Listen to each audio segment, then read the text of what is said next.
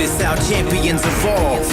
The only thing that matters from a loss is if you get back up when you fall. You gotta get up. Failure happens to us all, but this is how champions evolve. The only thing that matters from a loss is will you get back up when you fall. You better get up. You gotta get up. You gotta get up. I need you to get up. Get up. You witnessing a champ in the making, fueled by your passion for greatness. Yeah, but adversity and bad situations meet us in the middle of the paths that we taking. But it's what you do after that makes men. Will you quit or will you stand up and face it? Tell me, do you have what it takes to swing back when this life asks for the fade? Can you tell me you'll adapt to the change when a punch lands and it puts you flat on your face? After you wake, will you stand up and say, get mad, hit back, lit match to the flames? Failure happens to us all, but it's how champions evolve. The only thing that matters from a loss is if you get back up when you fall. You gotta get up.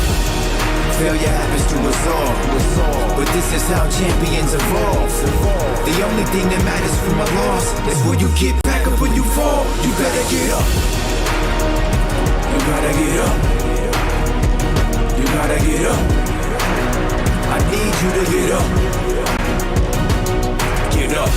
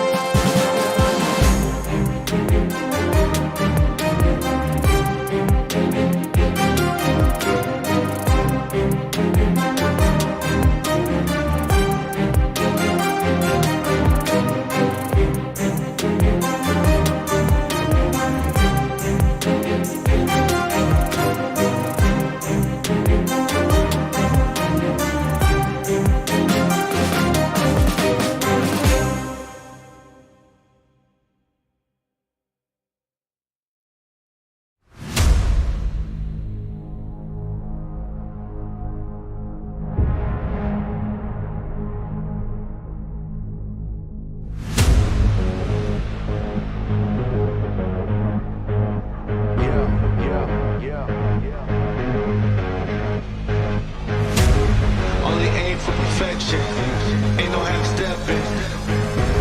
I'm gonna take you back, spitting facts, you gotta live with that. Who got it? Who want it? No problem. We mobbing.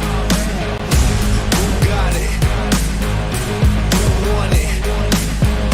No problem. We mobbing. Belly of the beast.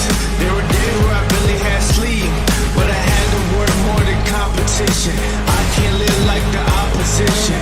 Living everything I dreamed of, doing everything you think of. The way I work, I'm on the brink of doing everything you dreamed of.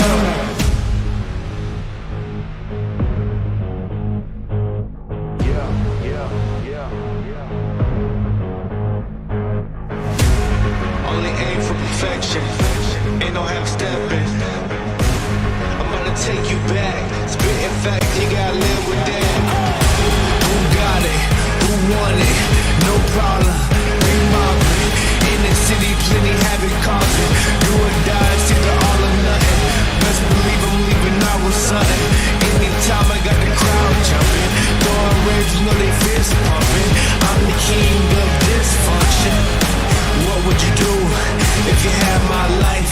Work like me, had them stripes. Would you go hard just to have that ice? Lot of dudes fuck trying to have that price. In the yo, cooking about to add that spice. Nowadays, do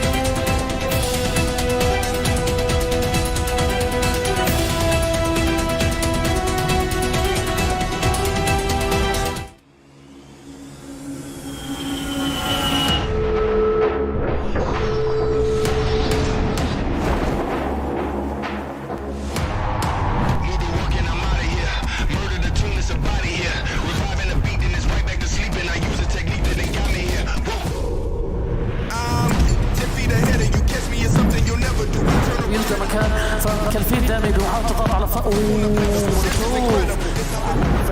وبالمخطبوط العراق موجود معانا ليخلص مدفع تواجد الدي سبورت تكسر الوضع تاع اوبا حاليا على غرد لوحده بالصراط.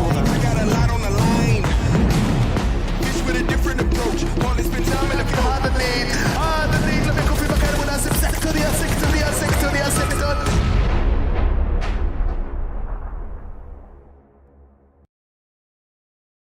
Welcome back, everyone, to the final day of the first Super Weekend here at the PMPL Arabia Full Split 2022. My name is Highland Wolf, and thank you for joining us along the ride. If you want to get involved very directly into the show, you can let us know on all of our social media, there, YouTube, Facebook, and TikTok, using the hashtag PMPL Arabia, and jump into the conversation. Also, we've got to give a big shout out here to none other than the Monster Energy, the official energy drinks partner of the show.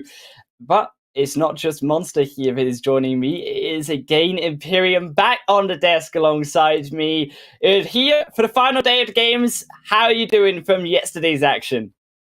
Doing pretty good. Yesterday's action was pretty fast-paced across the board, despite having a relatively easy first couple of games in terms of smooth circle shifts. I couldn't believe how quickly we got through them, and suddenly it was game 5. I said it to Monica during yesterday's broadcast, and yeah, it leaves me wanting more today, and I'm ready to see what these teams can kind of put onto the table. 5 games, $5,000, a lot of points at stake. It's getting closer to the top, but also down at the bottom. We're also going to be talking through what really needs to be done from the teams down in the bottom. Yeah, a lot of shake-up, though, from that leaderboard, Imperium. We'll get into it later in this pre-show before we hit our first game. But for you at home who are wondering, how does the actual format of this competition work, Imperium? Well, we are now on the Super Weekends here, the top 16 teams going through from previous league play at the start of the week. We are going to combine all of the points added and keep them carrying through to week 2 Super Week and weekend number 3 as well, where the top teams, the top 16 from all of those cumulative points, head through on into the finals. Exactly. That's an important. Really glad that you brought that up. Indeed, the points will carry over into next weekend. To remind you guys and to get you prepared for next week, the league stage of next week, the weekday games, they do start back up at 0. Just kind of highlight that. Indeed, at the end of the day, all these teams in this Super Weekend, in this final day, are looking to grab as many points as they can to make it as easy as possible leading into the finals. Because like you said, top 16 teams, we could only have 16 teams making it through. I don't think that's ever happened across any of the PMPLs across the board when there's been more than 16 teams playing. Normally it's between kind of 17, 18, sometimes 19 teams if it's at a stretch. So that's why it's important to grab as many points as you can. Indeed it is, but where are those points, Imperium, and how do I get them? Well, it's going to be the standard 15 points for a chicken dinner, 12, 10 there for second and third, going all the way down to that nil point if you do fall out early in the match. Of course, so that important 1 elimination equaling that 1 point per, that's what these teams are really after. They are indeed. I like the little bit of a flair in terms of the nil point, the Eurovision Song Contest flair that you brought into the mix. Elimination point is massively important. Of course, the chicken dinner is 15. You go from there. This is a very familiar point system. Anybody watching it that has watched any kind of PUBG Mobile competitive will know what's at stake by now in terms of points. Indeed, and of course those points do equal into our prize money. Of course, the prize money even more important in the Super Weekends, Imperium. There is those $1,000 per win on every single game that we play on each of the Super Weekend matches. Of course, all of the teams as well, by the end of these Super Weekends, gonna go home with at least $2,500, but it's the finals where these teams really want to get to in this prize money. And of course, later in July, we will see those finals and all of that prize money on the right-hand side of your screen be up for play as well. At the moment, we have 3 teams standing on 2 chicken dinners, each there for $2,000 each. Will one of or multiple of those teams pick up an extra grand from today's games. There's 5 grand at stake for today's 5 games. So interesting to see how that's going to play out, of course. And like you said, those final points money at play is definitely important. It's that extra incentive, right? It's that continued investment by PUBG Mobile into the esports ecosystem. 150 grand.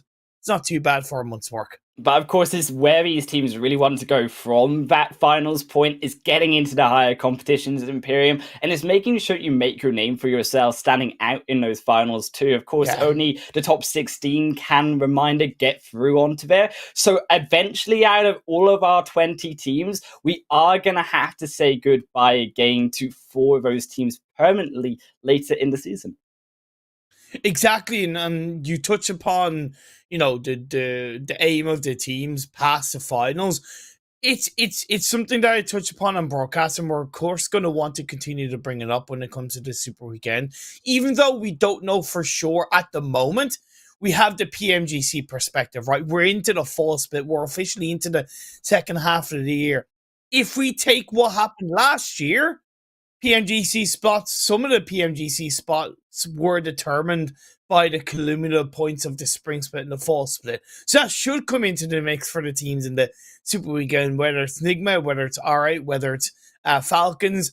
It massively plays a part for these teams in how they can help themselves reach the all-elusive PMGC at the end of the year. And of course, they have to get through, though, the PMPL Arabia, and we check it out with our calendar here, Imperium. The first step to many of that ultimate PMGC goal, with Wednesday being the non-play day for our first 2 weeks. We are, of course, the 25th of June. If you're wondering what day it is, and we do have to... Jesus. Yeah, I know, we are. We're already in June. We're halfway through the year almost, as July is up next. And Wednesday, keep in mind, though, that third Super Weekend Imperium, Wednesday will be in play. So it's a rest day week for that final stage of the Super Weekend and League play. Before we, of course, take a quick break before we go to our finals, which will be slightly later at the end of July. I cannot wait to get to League Week 3. I really cannot, because it's going to be such an exciting story to tell, going right from the League Week over to the Super Weekend. That daybreak being kind of whipped away from these teams, and it's going to put a lot more pressure. How many teams will be in the mix for those final spots? The bottom of the leaderboards are definitely going to be a focus at that stage of the tournament. It normally is, of course, when we get to Super Weekend number 3, but specifically with PMPL Arabia full split, I'm going to be looking very closely at that point. And of course, these teams as well, we are in our 16 teams participating for the first Super Weekend, NIGMA Galaxy all the way through to 4K. I think it started off in the top left corner here, NIGMA, who haven't had the best performance so far, Imperium, in this first Super Weekend, but they're looking steady when it comes to overall leaderboard. Yeah, they're okay. They're okay. At the moment, they're 9th place. They had a better day. We will touch upon it more heavily, of course, when we look at the leaderboards. They had a better day of 41 points. Still not the same standard that we expect. However, I'm trying to give them a bit of a pass with how much they've done so far. A couple of other teams do stand out. Again, it's 16 in the Super Weekend for this first one. There's no guarantee they're going to make it into the second one, so they got to make all of these games count. Yeah, if you're wondering, of course, where we were talking about these 20 teams to Imperium, we do have to, of course, say goodbye temporarily, however, to 4 of our teams for the first Super Weekend. Falcons, CONQUEROR, SKYROCKET, and VISTA all did not qualify through from our first 2 days of play, so they will have to come back on the Monday next week to see if they can make the next Super Weekend upcoming. But when we talk about those teams currently playing for those points, Imperium, I think also GEEKAY, right below NIGMA there, also having a very fantastic day when it came to some of those games in yesterday's plays. GEEKAY yesterday absolutely popped off. They picked themselves up 83 points across the 5 games, including a banger of a 33 point game in the final game of the day. They were on a bit of a tear. Yeah, okay. The games that they didn't do well was a 1-pointer and a 5-pointer, not the worst in the world. You like to see that picked up a bit. Outside of that, 17, 27, and 33. Just a fantastic day. They weren't the only team that had it. Again, when we look at the overall standings, you'll see who else topped up on the board. But GEEKAY, to me, impressed me a lot, especially Ragnar in that third game. Clutched up in the 1v3 against OOREDOO. Thunder stole that ground away from them. It was beautiful to watch. But OOREDOO, we still clip out here, GEEKAY, in tied for the first position. Twisted Minds versus OOREDOO Thunders. Twisted Minds are slightly ahead, though. They are having more placement points overall than OOREDOO, which is that tiebreaker scenario. So expect that to change so very suddenly after our first match today. But that does mean that the leeway has to be now given for 4K, who dropped down to 4th position there after our second day. Yeah, 4K, I kind of look at that as day one, not day one luck, because it was a really solid day from 4K, but day one opportunity, right? Day one opportunity of the Super Weekend. When you have, even though we've had 2 days of the league play, when you get into Super Weekend where you're going to have those same 16 teams, it is a little bit like resetting. So the 16 teams that are coming into the first day of the first, especially the first Super Weekend, might be once again kind of a little bit hesitant, and 4K really took advantage of that, and credit to them. But in day two, in yesterday's games, they didn't really show us anything. 21 points across 5 games, only one okay game. They're still kind of lacking per se on the elimination points when you compare them to their placement points. Fourth is by no means a bad thing, especially when you compare it to the spring split. But in terms of the trend right now, if they can't adapt, they're only going to fall down further. I think as well, we talk about other teams slightly further down on that first page as well. Road to Glory, I think through to really NASR. Also a little bit up and down, but I think the team that is more fluctuant out of all of these 4 in the bottom half is, of course, YALLA. And YALLA basically have phenomenal Sanhok matches, but they are going to have to pick it up today. As you say, Imperium, we don't really know what kind of YALLA we're going to receive on each day, hoping that we get another good performance here on this, what will be this second to last day.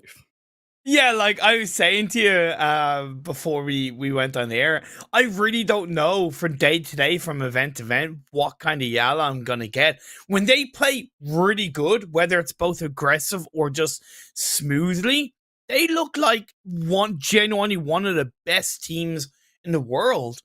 However, when they play bad, they feel and come across like a tier 3 team. And I don't say that in a massively horrible way. I say that in a sense of it's a bit of a shame to see that happen. I hope they find that middle ground where they're performing strongly and then they're able to build on that.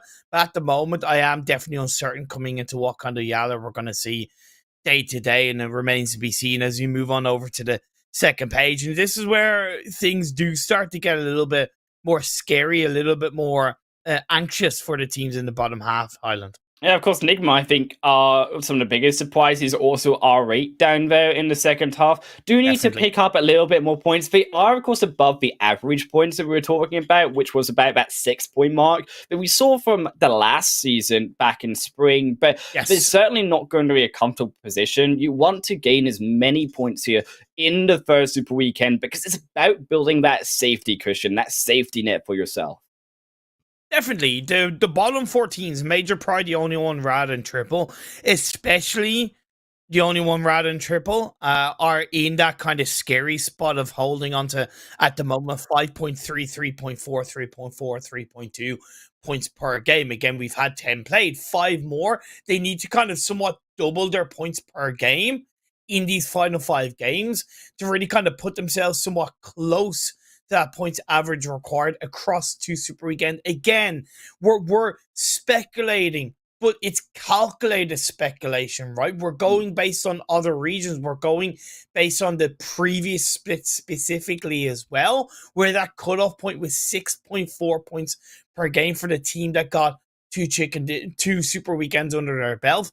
So like I said, the bottom 4, I'm going to be looking very, very closely at them every single game today. Yeah, right. I mean, we know it's possible that a team can get through in one Super Weekend. We saw it through from Triple, actually, in the last season. It's very rare to do that. Only them and Seal9 have been 2 of the teams that have actually made it through in one Super Weekend.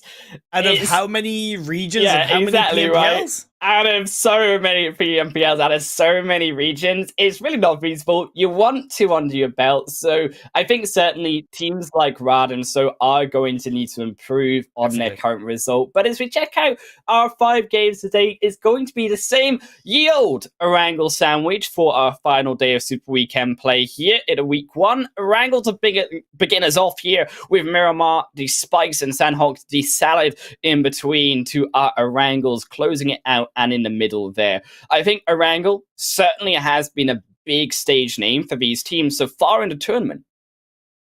It has, and it always should be. It should always be the priority map across the board, seeing as it's where the game started from. It's you know, it's like an old fashioned, right? It is always reliable, always entertaining. You can't go wrong with it. Spoiler alert, though.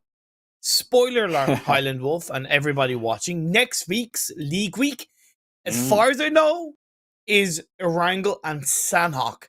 So I'm going to be looking a little bit more carefully in the Sanhok game today. As of right now, across the 2 Sanhok games we've seen so far, CONQUEROR are the highest performing team in Sanhok with 30 points across 2 games. That's an average of 15 points per game. There's a couple of teams around them that are also looking good, such as NIGMA Galaxy, which is not surprising. Yeah. You know, considering they generally pull off a heel strap. But the point is, you know, teams that can get a little bit of control under in Sanhok could find themselves in a lot safer position come next week's League Week. I know that's spoiler alert and I'm looking ahead, but again, it's always important to kind of just have that eye on what's next. Yeah, right. It's all about the future as well, as we are heading into what will be our first match here in Imperium for the final Super Weekend 1 day. It's going to be Erangel, of course, starting us off through from the heights of Zaki all the way down. Oh, sorry, actually, should I say, is that Zaki? I'm pretty sure it is. It is Zaki. I am correct. All the way down to the South Island. I actually thought for a minute, Imperium, but I had lost my train of thought. No, you were spot on. Have confidence in yourself, my friend. Have confidence in yourself.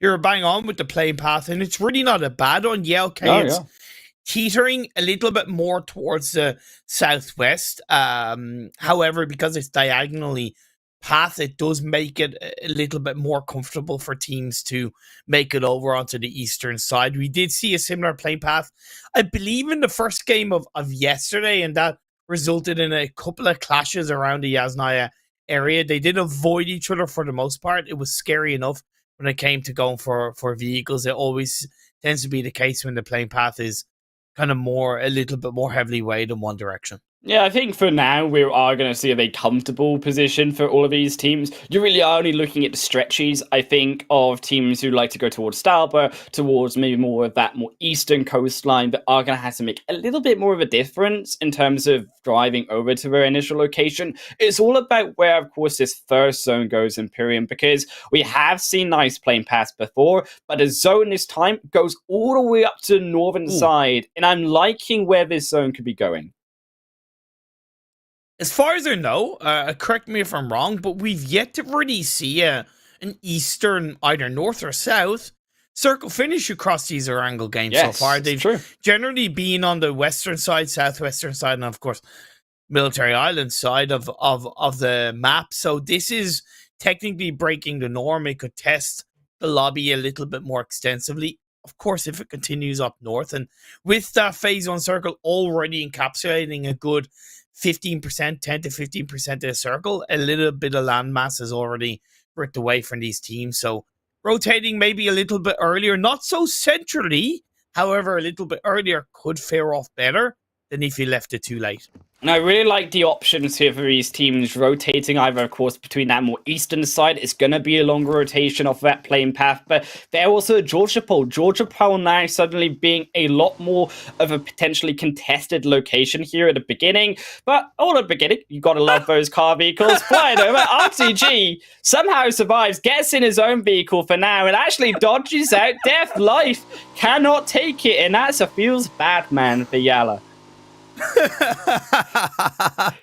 Oh man, I bet you that player from, it was RTG as far as I know, or maybe it was alright, but bet bet you that player was just like, oh my god, please don't let me get run over. Please don't let me get run over. Please don't let me get run over. First one out of the day. Like, yeah, man, it's nothing worse than like going down to a vehicle run over, especially at the very start of the game and the very start of the day. It certainly can put you in a bad mood when you're a player. Yeah, you said you get your phone on, you're ready to play a game of PUBG Mobile, and then YALLA just come along and they drive you over and say, no, it's time for another coffee break. I think RTG, back you go to making one.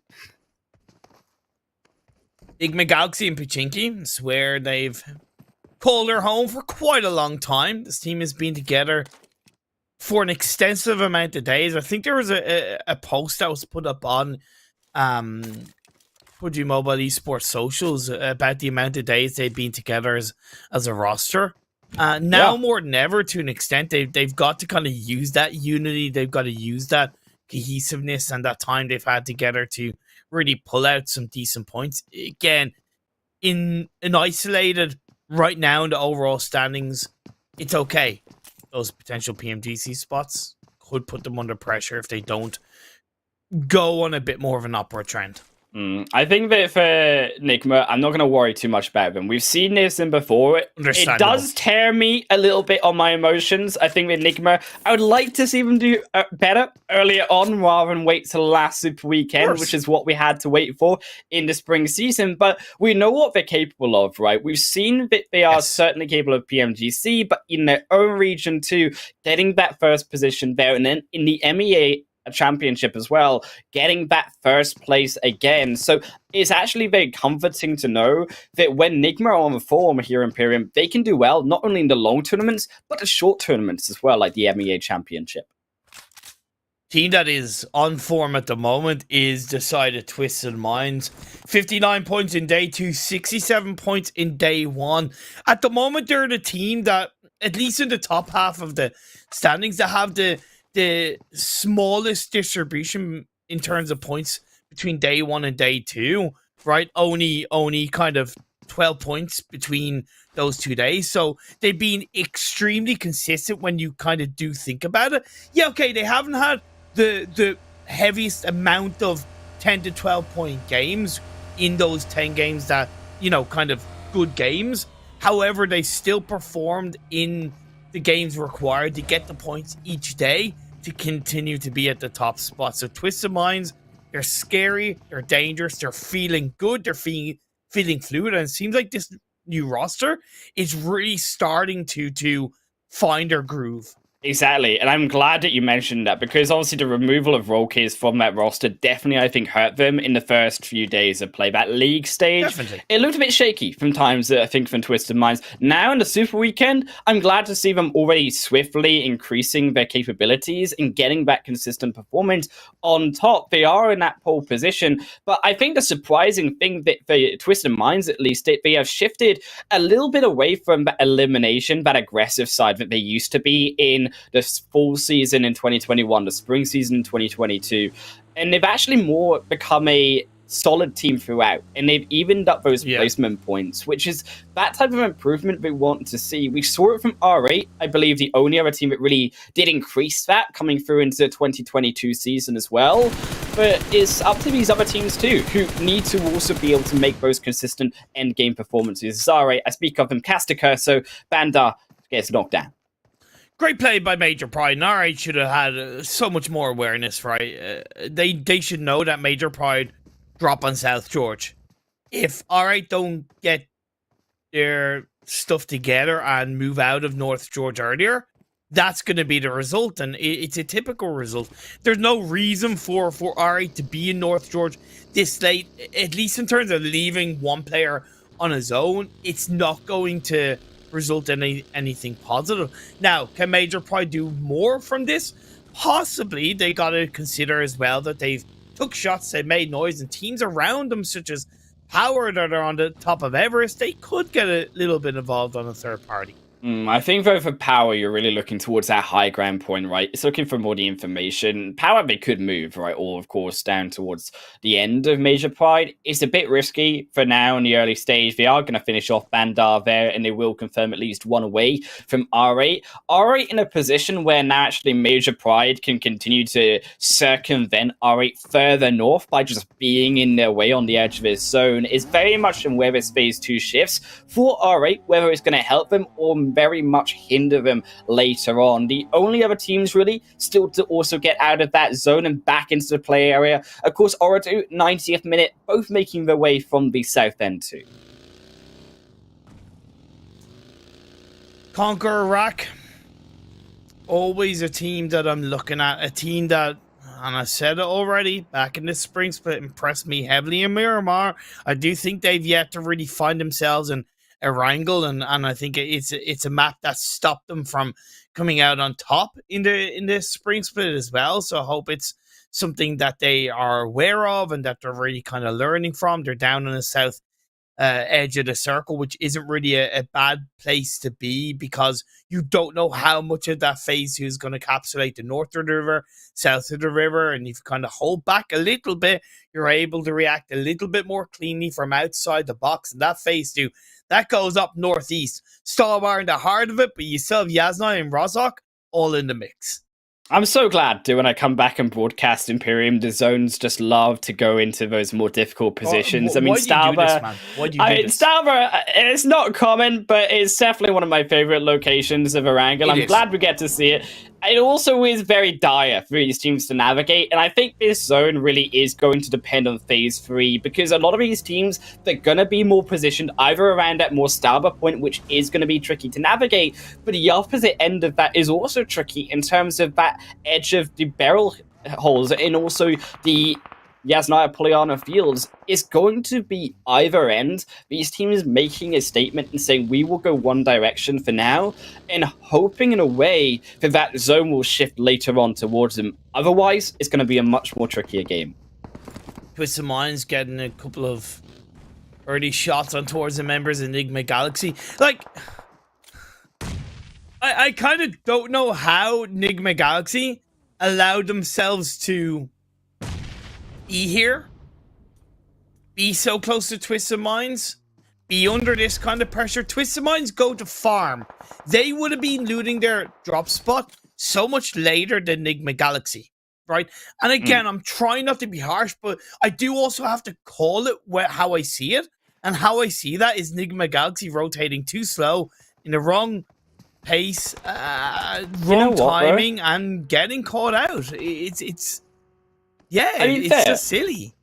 Fair. I think though what Twisted Minds, the idea was, sorry, should I say NIGMA, was that you are seeing a zone like this. Teams are going to naturally rotate around that Rozhok side. I think NIGMA are trying to navigate a more wider approach to wrap around more towards that mansion side. Yeah, but again, I agree with you, right? It is very late. Highland is that the plane path was a little bit more down towards the southwest. So that kind of eastern side of the map, around kind of Mansion, Lion King Hill, way less likely to be occupied, right? Whereas, you know, Farm and to the north of Farm, more likely going to be occupied because of that, the trending of the plane path. The fundamentals are so important in PUBG Mobile. Have a path line, have an idea, but also you got to be able to adapt to the plane path. Enigma, they didn't adapt to the plane path. Sorry, but I'm just... No, I agree, yeah. So, yeah, I just have to call it as a poor decision. Yeah, I think a lot of these teams actually, a really interesting decision right now is it when you look at the map feed for us at least, is phase 2, all of these teams very central, but I would argue that being centralized in this type of phase 2 is a little bit of a red herring. I actually think a lot of these teams getting very much stuck in this more open expanse, coming up also to Stalbar, which is going to be naturally more difficult. Teams consistently above you can also look down and fire those shots on top of you. So for squads like YALLA, for squads like RTG now pinching themselves in these spots, I'm very concerned about where this phase 3 is going to go, because we may see them just completely surrounded in a couple of moments. Now, interesting with what 4K have decided to do is we're about to see the next shift, and it goes, oof, harsh down south, which I'll get into. But they went for Zarky. They rotated quite smoothly past Severny. They actually went to the Warehouse Hill to the east of Severny, but instead of staying there, they opted to go to a big compound outside of Stallbar, which honestly it is just as good as that Warehouse hillside above Severny. So I found that curious that they moved away from that area, allowed Powerful to get into that location. But getting onto that circle shift, how many teams will send it into Yasnaya? I reckon a good 7 teams will go to Yasnaya. I don't disagree. I also think it's extremely presumptuous. Yeah, right. We're already on phase 3, keep in mind, Imperium. Yes, Yasnaya is going to be safe for phase 4, phase 5, but there's very much a chance this could shift up back towards the north side of the edge of Stallbar Hill. It could shift back down to those barrel holes. So there is very much the possibility that these teams get themselves stuck in a location. They have nowhere really to move because they choose a building. They can't navigate to the next because there are so many teams already in Yasnaya. You can see that field completely littered with OOREDOO Thunder's in arguably the worst spot because they're in the center part of the city, even though they're kind of in a little bit of an opportunity. If the next circle kind of goes a little bit further down south and teams come across the road, they can catch them out, but by no means are they in a position where they can variably rotate, whereas the teams who are more on the edge of the city can actually variably rotate and exit in a cleaner way. The one problem as well that we're seeing, and it's that old thing that we do see every now and again, when so many teams think of the same idea, you do see some early engagement inside the city of Yasnaya. And GEEKAY, unfortunately for Rad, are beginning to come out on top of that. But I think for GEEKAY, they can't finish off this fight, though, because you see there is so many teams around him. You see exactly when Zatin steps out for that extra knock. Rad are there to punish. They'll bring straight one back onto the side for their squad. But they have lost Rex already. You have just revived Desha. They need to move further away because Delhap can't really also support Rad here. It's still, for now, a 2 versus 3 when it comes inside of the building. Just trying to... I said 17s would go to Yasnaya. I'm kind of currently counting 1, 2, 3, 4, 5, 6, 7, 8, 9, 10 teams. It's correct me if I'm wrong. Central style, right? Yeah. I think 10 teams are inside Yasnaya, if I'm not mistaken. And you have 1, 2, 3, 4, 5 teams outside. So we're down to 15 teams. 10 are inside the city of Yasnaya in some way, shape, or form, and 5 are outside. I absolutely love how CONQUEROR have played this game so far. Remember how I made note of them being on the southern edge of the circle? They've gone for that wider rotation. You kind of mentioned that maybe NIGMA Galaxy were doing that. Well, CONQUEROR are doing exactly what you thought NIGMA Galaxy were doing. Going for wider rotations, being a little bit smoother. It's once again another challenge as this next circle shifts over to the west. And this is, I think, really the battle of these positions up on that north side of the lake where YALLA, Rico, or so should I say now RA, are both positioning for. They know this location well, but the problem with these squads is that they've stuck themselves inside of the city, and we said that a northern shift would upset these teams, and now squads like 4K, like that of POWR, even CONQUEROR making that wide rotation, can be able to now take up those key spots on top of that hillside. But you have to remind yourself, though, a lot of that zone now separated into 2 sides by that lake itself. So again, very committal of a phase 4 shift as POWR fighting over that wide angle lens. 4K so far have played their rotations incredibly smoothly. They have absolutely nailed their rotation, but now as they're on the northern high ground of the Yasnaya lake, they've got to start to get hungry, get aggressive, as POWR are trying to do that outside of the circle.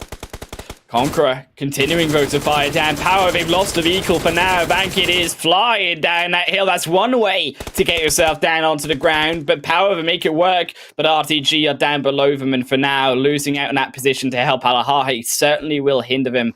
RTG on the other side, Bankit very much in the open. Our esports.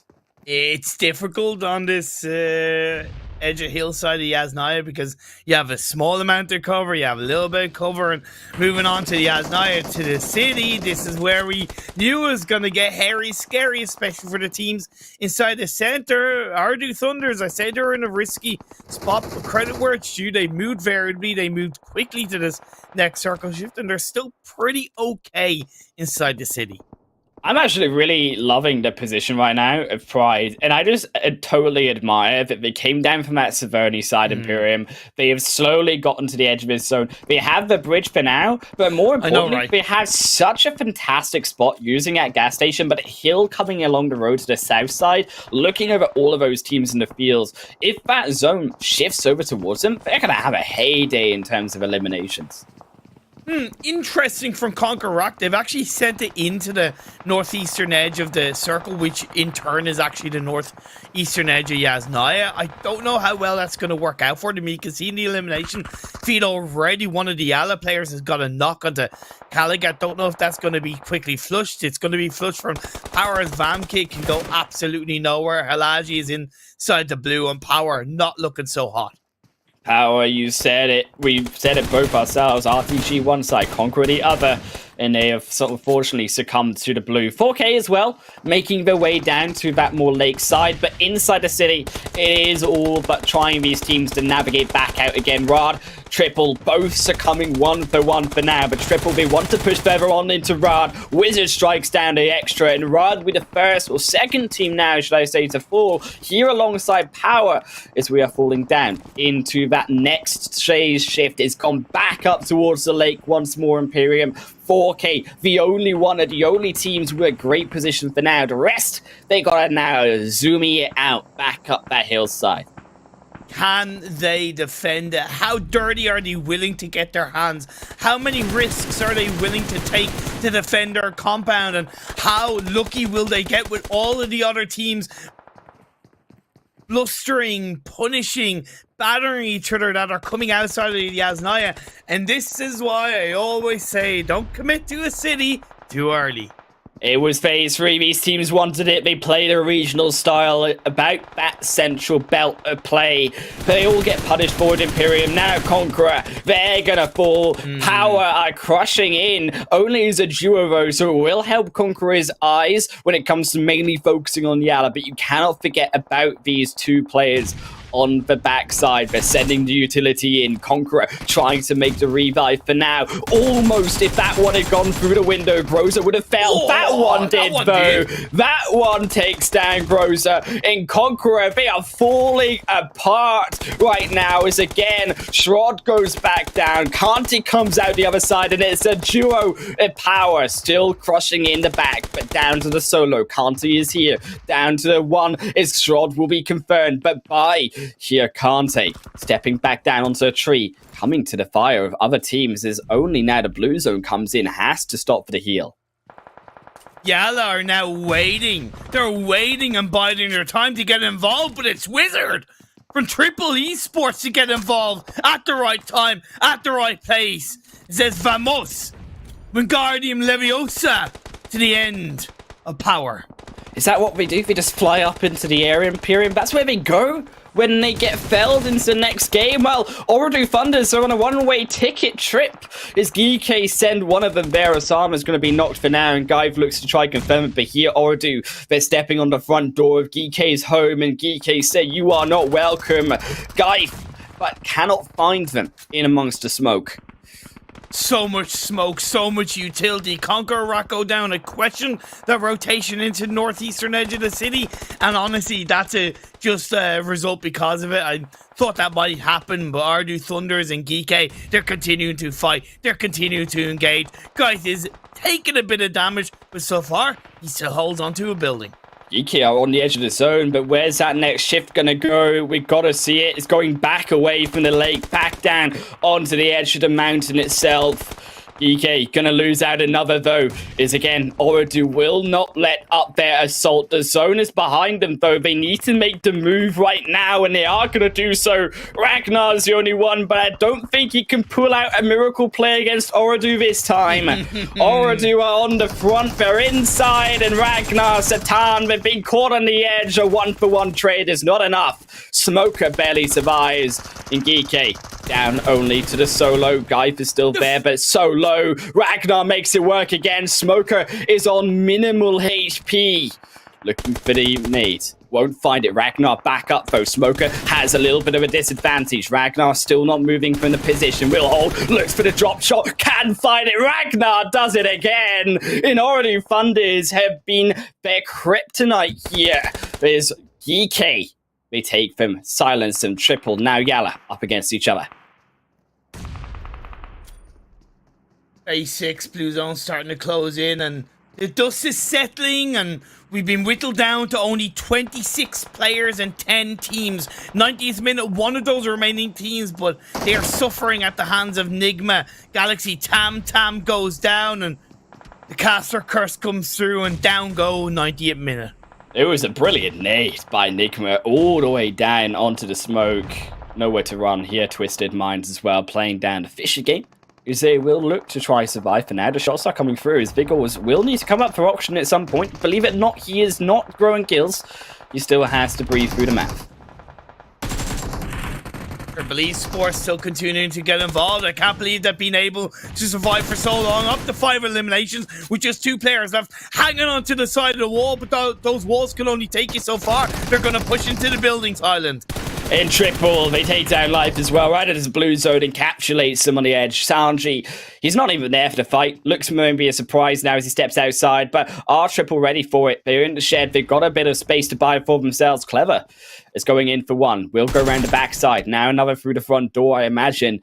Sanji knows he has to take out a 1v2. You can hear the footsteps. Where goes one inside? Sanji's still waiting on the edge, waiting to try find one. Can't even find any. In your wires will silence down YALLA into 8th position, but there is still so many players inside the mountain and the hillsides. GEEKAY gonna join YALLA as NASR send them there.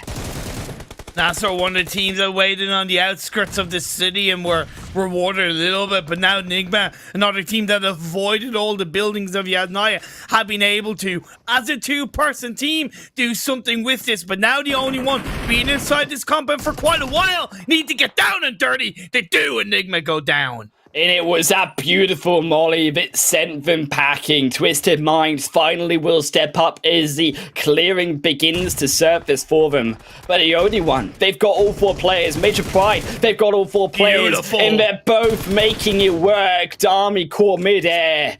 Is frozen. Will close off the entrance. Vigors now in smoke. They know that there's no way up really here for Twisted Minds. They will revive, but can they survive longer than squads like NASR Triple D? Major Pride have played this game wonderfully. I always regard that northern high ground of the Yasnaya River to be such an excellent spot to play from when the circle is around this area. Major Pride, I believe they push through into 4K and they've taken control, but there is a little bit of a risk as the Phase 7 Blue Zone is closing in. They are under a little bit of threat from Triple Esports. Triple continuing to slowly make their way in. So are Twisted Minds. This Major Pride. Frozen still there on the edges. Finally now, they make their way in. Major Pride will hold their position firm, though they have a great one for now. Is for the only one coming in the other side, but that was a beautiful nade by Dami. Takes down 2. Maybe look for the 3rd. Jesus. Yes, they do. Twisted Mind finally will get one back, but it's not enough. It's a 4v2. Major Pride clean away. Triple NASR, Batika the solo will fall out 3rd. And Major Pride will clean this game steadily through. It's Major Pride. This is only them to lose. And Vigor will fall first. Dami takes down an extra, but there's too many numbers. And Major Pride claim the first chicken dinner of the day.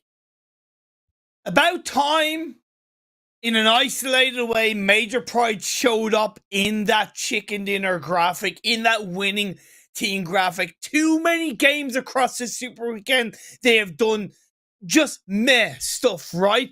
Yeah, it's okay. It's meh.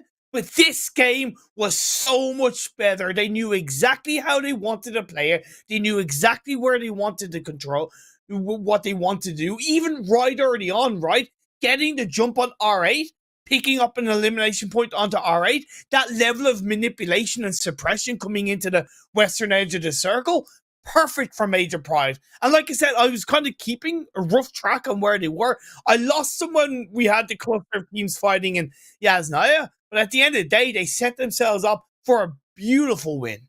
And I think also when you look towards Twisted Minds, who took that extra little position from 5th to 2nd overall, as we take a look at those standings, was a beautiful double into the triple utility knock. Then finding the last one, gets themselves a 19 total points, and that's going to boost them so far up those standings.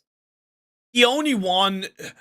I understand, and I understand that this is definitely tough for them. It is. And I'm gonna give them positives and negatives. Positives is that they didn't commit to the city, so that's an automatic like plus 10 points in my head. Then minus 15 for the fact that they didn't take full advantage of it. Right? They didn't get aggressive enough. They weren't hungry. Like 2 elimination points from the position they were in. That is definitely kind of wasted potential. Well done. There's more they can build on, and let's see where it can take them throughout today. And NIGMA, in their own right, it was solid recovery.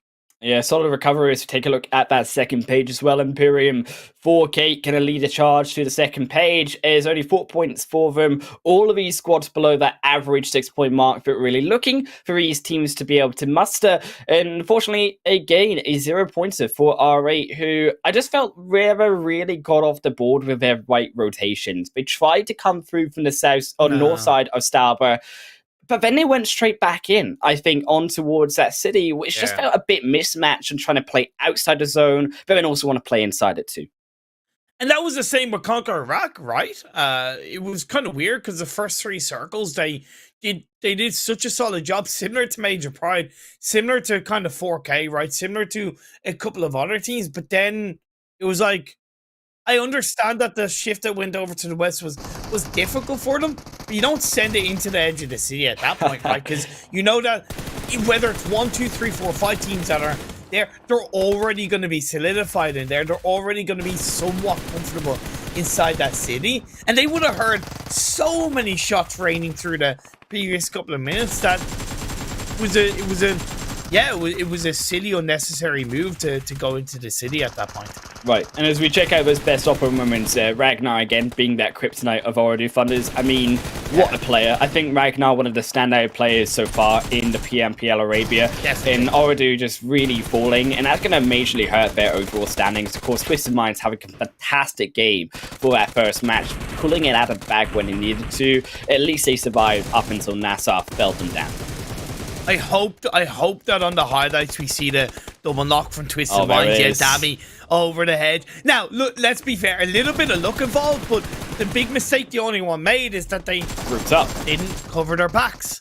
Right? They moved ahead without covering their backs, and you got to make sure your backs are clear before you move forward, and they paid the ultimate price. I mean, it groups up as well, Imperium. That is how they get a double. That's how they get a triple as well. You can see the damage even tick down the other members slightly further back. I mean, they'll be sure not to make that mistake again heading on to Miramar later on. But before we get there, Imperium, we really do have to talk about here some of these other squads, and I think you were looking at towards maybe these other teams down further on the leaderboard. I'm thinking of those really like not only the only one, but Rod, who also had a bad performance, falling out very early on here in this first game. What is it that these teams lower down really need to do to improve on that performance now?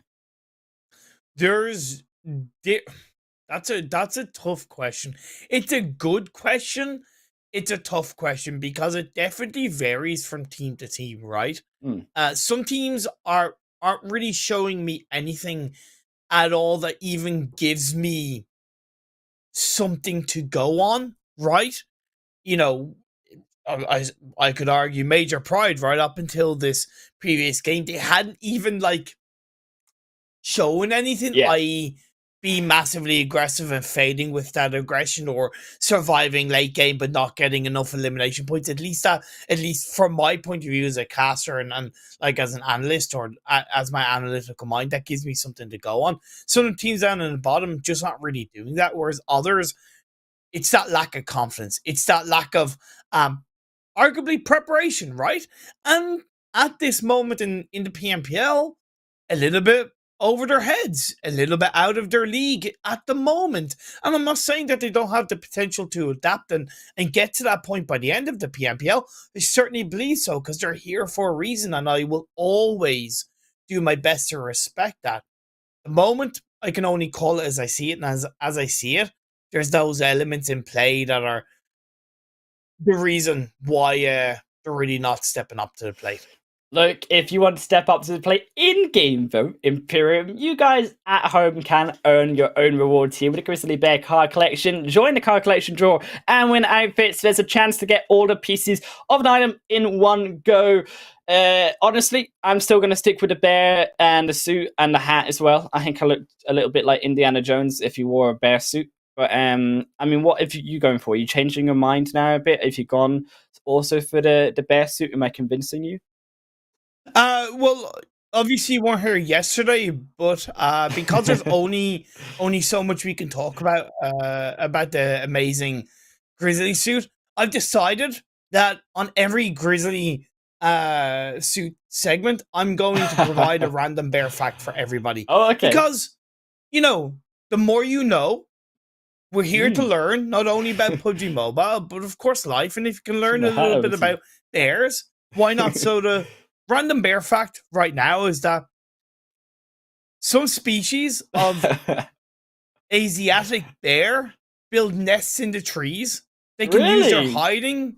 They can use these for hiding, eating, and even sleeping. Now, that's not really an interesting random fact, but it is a random fact. I'll try and pick a better one for next time. Look, honestly, I'm going to go for it because I didn't know that bears were going to go all the way up into the trees and build nests like birds, but apparently they seem to be growing their own wings to climb up on the leaderboard. Also, these other teams going to climb themselves up on the leaderboard to Imperium, as I think we are now looking at that difference overall, right, between the likes now of Twisted Minds coming in onto the Miramar match. What is it that really squads like you're looking at OOREDOO can do now that the points have begun to separate?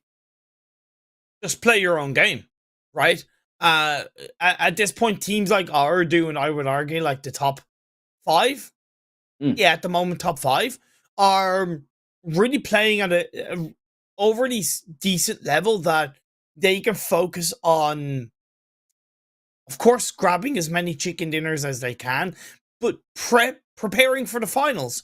So working on their own isolated game style, working on rotations, working on communications. They have the fundamentals of confidence and kind of, you know, play style that they can go back to should they kind of sway away from good results, sway away from success. So that's a positive. So to me, yeah, okay, we're always going to be like, can they catch up to the team ahead of them, right? Because we do want to see that, you know, in an isolated way. The bigger picture, though, is that you're going to have the finals, you're going to have the regionals, and if you don't kind of think that one step ahead, like I did highlight earlier on, when you get to that point, you're going to be underprepared and you're going to kind of fail. A bit of an example with that, when we look at the spring split, was R8. Right? In the spring split, they really did well during the super weekends, the league stages, and everything like that. Great.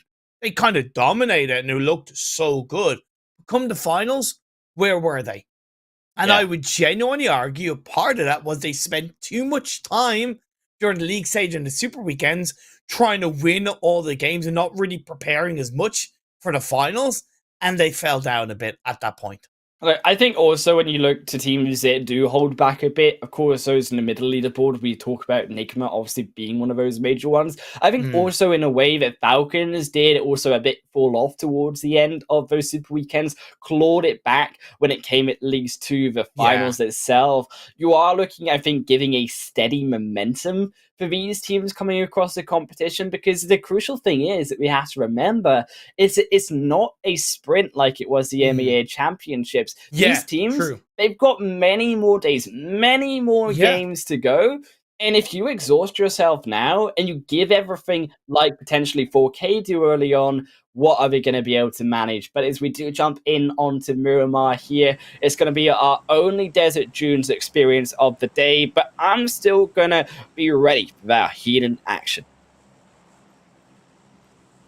Playing path looking pretty good as it starts around El Pozo. As far as I know, that is El Pozo to the left of the playing path. Look at that, on point. I know my stuff.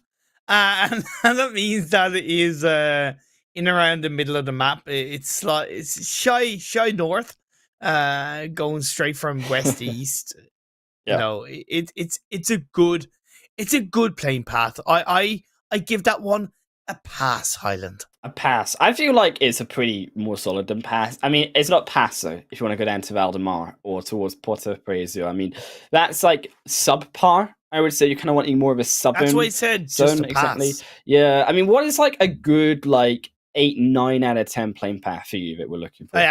Diagonal starting from around Trailer Park and ending around Porto Prezio. Oh, that's pretty good. That's pretty much, actually, if anything, that's a 10 out of 10. It really is, because again, diagonal playing paths on a map like Miramar, any of the maps, but especially Miramar, is really the best that the teams could always look for. A very central zone as well for these teams as well. It's not going to reveal too much. We're going to have to wait, I think, for phase 2, phase 3 to see where it kind of goes for. But I want to play the game. I want to play the game with you. So where are you expecting, this zone to go by phase 5, phase 6? Water treatment. Oh, we're playing that type of game, like Death Valley style. I don't know, man. That's my level. Question like that. But it's not what I actually expect. But I can't expect a certain. I don't personally. I don't predict circles. I don't try to predict circles because they can't be predicted. Right now, and in my opinion, the algorithm, they realistically can't be predicted. So it's always important for me as a caster and for the teams who are playing, more importantly, that they put themselves in positions that they're able to have 2 or 3 rotations, 2 or 3 positions that they're able to go to, or even where they, within reason, can stay where they are for the next circle, so they have a little bit more time to prepare for, hypothetically, 2 to 3 circles ahead, right? There's so much around that, predicting the circles. You're wasting your time if you're doing that as a player. Okay, but to be fair, as a caster, I want to see it. If you're going to say water treatment, if you're going to say Death Valley, I'm going to be the nice guy, here, and I'm going to say that it's going to go towards a little bit of kind of above Los Leones, I'm thinking, not towards that western side. We don't like the western side, Imperium. That's too tricky to enter on into. We're more looking towards that more eastern, that north entrance in. It's a bit more easier to get in, but is that still choke definitely point? I mean, is that nice enough for you? Did I do well? It definitely.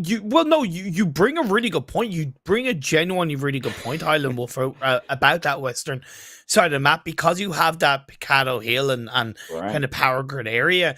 It is like a big blockade, similar to kind of Los Leones being heavily involved in the circle, where you nearly have to go around it. You can go through it. It takes kind of technically longer, and it's a little bit uncertain. But every pathing from that west side through or around the Picado Hill is quite dangerous. So that's a really good point. So certainly kind of it ending or moving quite early on in this game towards the eastern side, I think would be better for a lot of these teams. And also I think the rotations of these teams as well when it comes into the circle, I'm hoping that we're not going to see too many centralized players in this phase 3, phase kind of 2 mark. I'm worried if we begin to see that we're gonna see also a game like we saw yesterday, because on Miramar, or sorry, last game should I say, because on Miramar, it is so much more important to be able to have those choices, as you say, that second option, that third option net. Can I test something on you? Oh yeah, test away. And can I test a bear joke on you? Okay, I'm ready for it. Hit me with a bear. Why did the bear dissolve in water? I don't know, Imperium. Why did the bear dissolve in water? Because it was polar. Ah. I'm gonna go test this. another one on you? I feel like in response, I've got to like lower my seat, so I just like disappear off the camera in response of disappointment. But yeah, test away. Yeah, Like, I think this one's a bit better. I think. Okay. I'm ready. I'm recovered. Hit me again. What do you call a bear with no teeth? What do you call a bear with no teeth, Imperium? I don't know. A gummy bear. Oh my days. That's a tasty joke, that is. That's an amazing one. I'm so proud. I mean, we totally not got the cringe in the audience right now. I thought that one was a little bit funnier. And I'm testing Max because I bad. might switch up from bear facts to bear jokes. Oh, okay. So that's why I'm testing it. Yeah. You know, just kind of let me know in chat with the hashtag PMPL Arabia whether you want bear jokes or bear facts. I like bear. We could like switch it up. We could like bear fact and a bear joke like throughout the stream somewhere, and then they can try find it. Ooh, okay. Yeah. It could be like unpredictable. Yeah. Like you don't know if I'm going to come out with a fact or a joke. Just slap him right across the face with it. Yeah. Wow.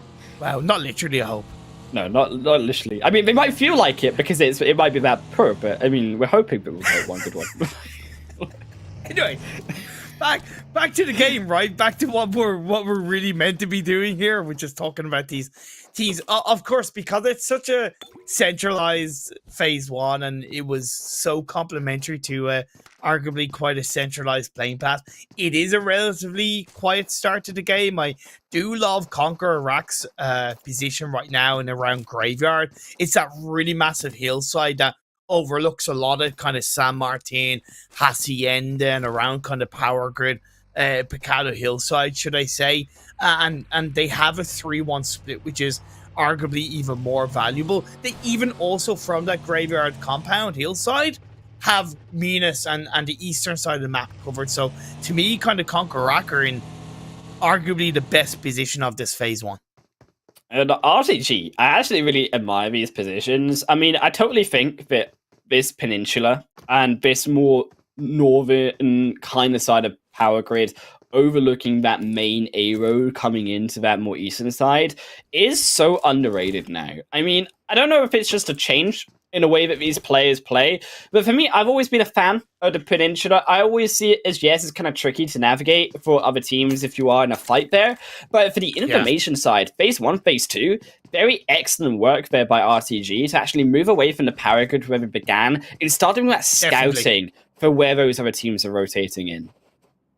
And of course, we need to also, you know, remember and familiarize ourselves with the fact that this is day 3 of the Super Weekend where we've had the same 16 teams, right?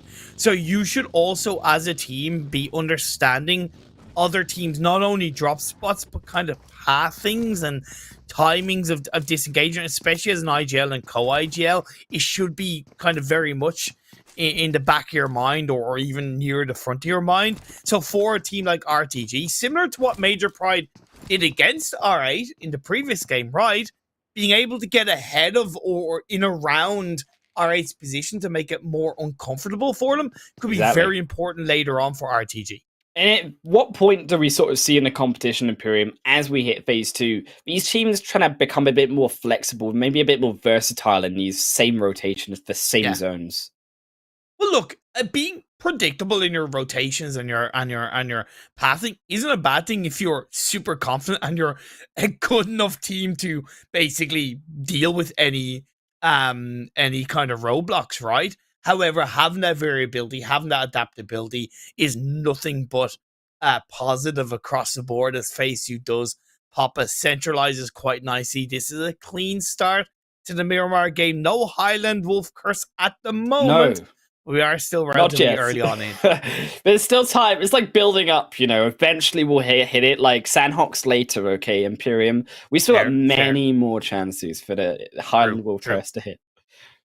True. I like POWR's position as well. It's kind of on that northeastern side, south of El Azahar Hill. They have the high ground of the Minas hillside as well, so it's looking pretty positive. Is it to kind of 1-1 split a little bit risky right now? Yeah. I also seen in previous games, especially that Erangel game yesterday, where I wasn't confident of their split early on, but they eventually did join together and they made it absolutely work massively. So I'm still confident, and I'm confident with what POWR can do from this position and how quickly they can react to any kind of circle shift incoming.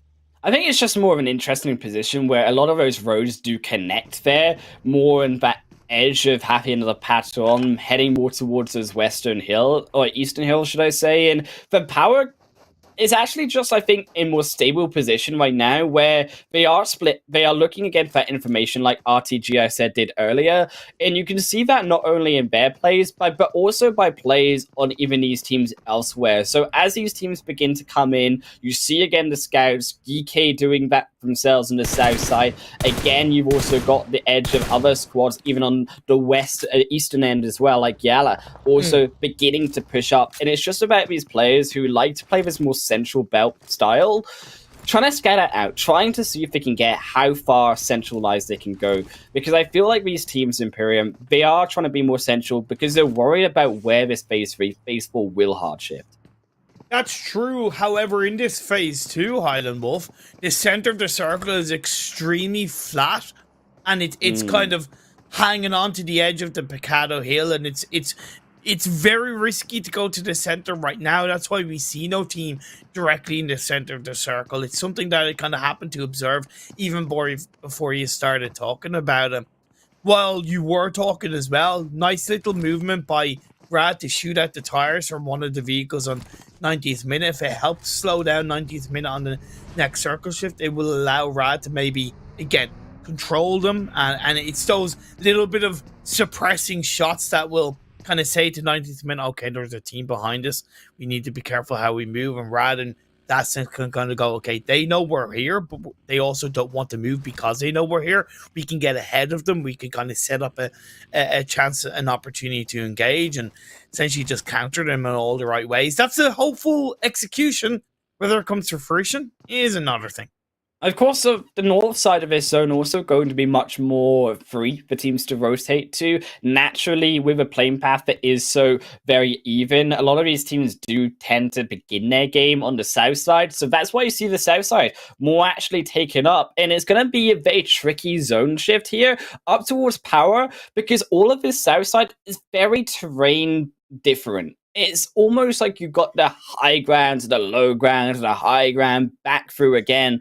In making that type of rotation, Imperium, it's going to take time for those teams, and they're going to get caught on this kind of edge of zone on the south, coming past Graveyard, where a lot of them, I suspect, are going to have a trickier time entering in at the end. It's very difficult on this phase 3 shift. The center is that T-junction, so it's a very exposed. So you have this kind of like roller coaster effect where the massive high ground of CONQUEROR's graveyard position or graveyard compound position is extremely high, but it's a very kind of quick downhill trend to the compound that POWR hold on to. Exactly. Teams that are opting to try and go for a wider rotation isn't really a bad idea. Nice by Triple Esports. They're quick on that rotation. Hang on to the northeastern side. POWR will want to be careful. I'm a little bit surprised that POWR didn't send a full squad onto that compound, or at least 3 of the players that are in the center of the circle. They're still in a bit worried. Split. If they don't kind of recognize the potential of having at least 3 players inside that compound, they could get crashed upon, they could get knocked one by one, and their game could go from 0 to 0 in a matter of seconds. I mean, crucially, one of their players is on the complete opposite end of the road, is on that low ground, so if they don't get back in together, or so I say 2 of their players, they're going to find themselves completely in a position here, Imperium, where they are going to be split as two different teams. You are going to see them begin to be encompassed by other squads around them. And I just feel like they've kind of missed a mark on a zone that really went towards them. And it should be POWR's game more than any of these other teams to be able to control. Here on this graveyard side, we are beginning to see more of that contestation over that south end position. GEEKAY, 4K, both kind of scrapping it out, but don't really expect too much to happen. They're still inside the circle, so for now they don't need to move. But again, if you get tunnel vision, they're a little bit too narrow-minded on this one team, this one player, then you're kind of missing the bigger picture. So it's tough to be proactive in where these teams are right now, because you do have the high ground to the east of them. They're going to hear those shots, because I believe that is the side of... Actually, not sure, but we did see a bit of an engagement with... it wasn't quite CONQUEROR, but it was two teams around them. So the likes of GEEKAY and 4K will have heard those shots, and again, less likely to want to be proactive. It was NASR and the only one, as far as I know. NASR still on that south side as well. I think really exactly CONQUEROR have a fantastic positioner right now. The only problem that I worry about CONQUEROR is they are very split. You see that front man on their own. So as much as the information is going by, as much as the position is powerful, I'd actually have loved to see one of those back end players move further up. Thankfully, the zone does go north, so they're going to be forced to do this anyways in terms of bunching up this time towards the north end. But coming out of that compound, that zone for all of those south teams, again, it begins to actually decline on the terrain. The altitude begins to go more flat down to the roadside, and there's going to be a lot of problems where teams might want to actually overly commit past the road to try get a better position further in, rather than just settle for the edge in this type of location. Rad right now are in a compound that are on the north. That's on the north side of the circle, and it's great, but it poses a lot of risk to if a team converges and locks down the hill to the east of it. And that's my biggest worry for Rad right now. Moving on over to NIGMA, they're taking advantage of teams just rocking on by. It is this time, alright, they lose one. They're about to lose a second.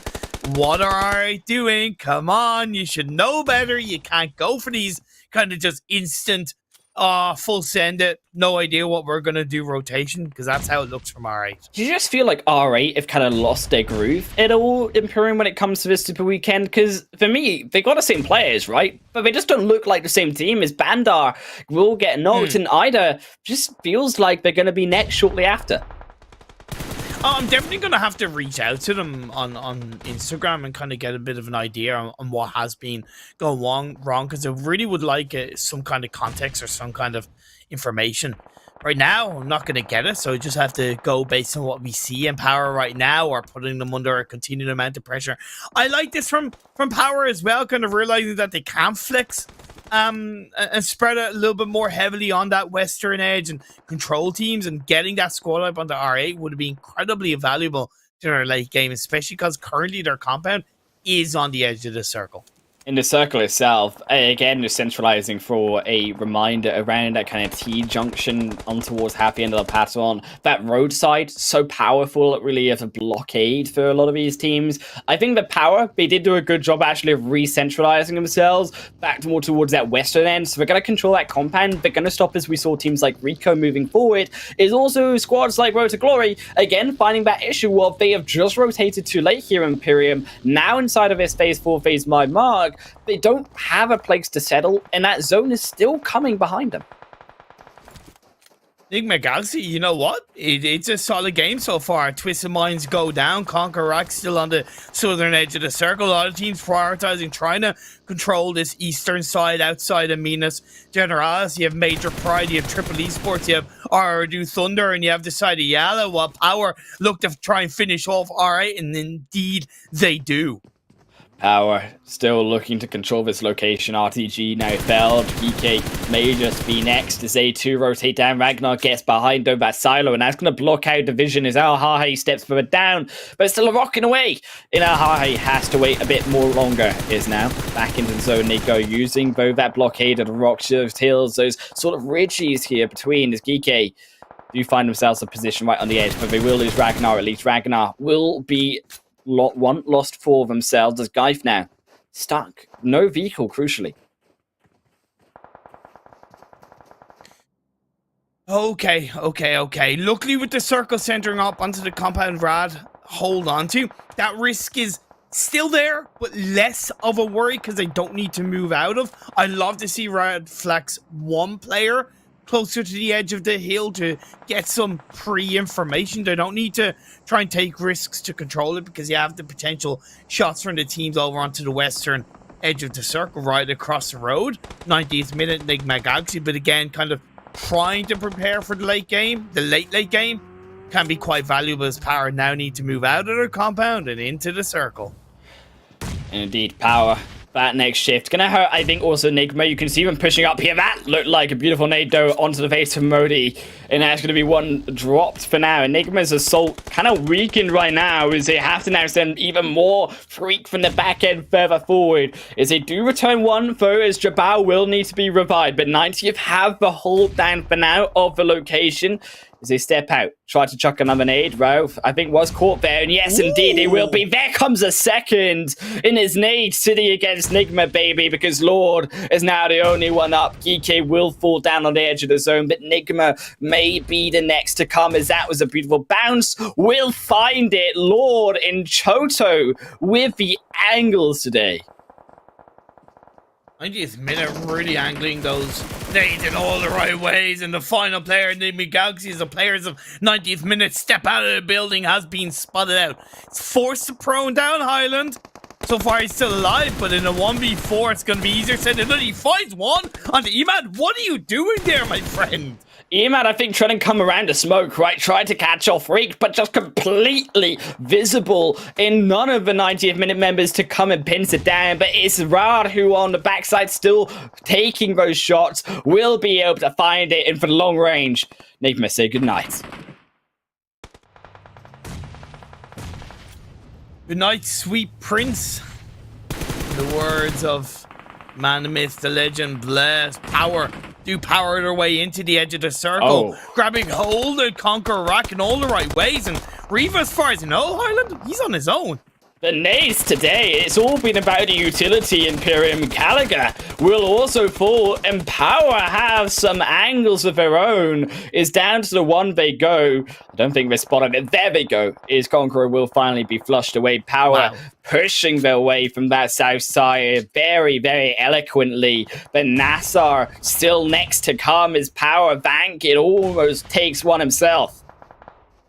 Circle once again centers on top of Rad. They couldn't ask for better circle look in this game, and they can lock into this compound once again. The long building, it can be tough, difficult to breach from. Let's see so far who can make it in towards the edge of the circle as NASR are getting pushed by Power. I'll tell you, Power Esports, what happened to them in this second game? 11 eliminations. I thought they were going to have a much harder job making it into the edge of the circle outside of that combo. But by golly, have they done such a good job. And NASR, they looked like they were in trouble, but they take down Kante. Power a bit too eager by Kante. The rest weren't able to follow, but Ali's now stepping out. The nade weakens him down. That's enough for the extra shots through from Ahe to finish off NASR. At least one, down to one. Is Miracle's the only one left? Takes the first take, it back to 75%, but Ahe so straight down to 0. And Power today to 14 is Major Pride. Also now circumventing their way in onto the zone, forcing a way in, but Triple, they will deny it for now, but Result is being surrounded. More so double rather than triple as they're down to just a duo. Make that a solo. It's Frozen. Cooks up the perfect nade to leave as one player standing. Can Major Pride follow one chicken dinner with a second? Much like a bus, you may be waiting ages for one, but suddenly two can come at the same time. Oh no, Major Pride, they've lost themselves to that nade, to the extra one, and now it's a 1-for-1. Jan's the only one up for Major, and he's trying their best to come over its hill, but they're in complete open, and now as they step over, completely knocked by Aziz. You gotta believe it, and Triple get away with it. Very good by Triple. Very, very good indeed as we're down to our final 4 teams. Highland Wolf Power still alive, but 90th minute are peppering them from below. POWR. Now we have another problem. They're the only ones outside the zone, Imperium. There they go. 90th. Completely send them down. But Triple, they are still alive. They're still peppering, as you say, the shots down onto them. One for now, taken away.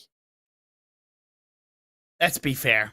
Rad have had the easiest right. chicken dinner opportunity they could ever ask for. They need it from a confidence standpoint. They've only had one elimination in this game. They haven't had to do much, and sometimes those games can come that way. Still Rad. I mean, if you take those games, you take them and you send them packing. Oh, yeah. I mean, Rad, they haven't been flashy, but they certainly do get at least the points that are required. 90th as well. Also needing those points, 7 eliminations. Don't forget that 90th have also had a fantastic game coming up to this point. They're in the top 3 as well. Finally, they will lose one. I think the roadside is going to be the thing that burns them down here. Just trying to cross over that when Rad are still so comfortable in this location. They get the phase 7 zone over to them. Rad couldn't really have asked for a better scenario. No, they couldn't have, and even the fact that Triple Esports are on the hill to the east of Rad, there's a much higher chance that shots are going to be taken onto 90th minute ahead of onto Rad. So you got 2 teams looking in your direction, and an open area land to try and make your way through. It will be an absolute miracle if 90th minute make it across. I mean, I think it's the more surprising bit. One chose at least one gets through. They get inside. Desha now goes down. What has happened to Rad? They allow one in. Gets 2. Can't find the third. Misses the shots. And Rex gets it back. But, I mean, Imperium, that should never have been allowed. And now, Triple, the door is open for them. Where are they going to push in onto the zone now?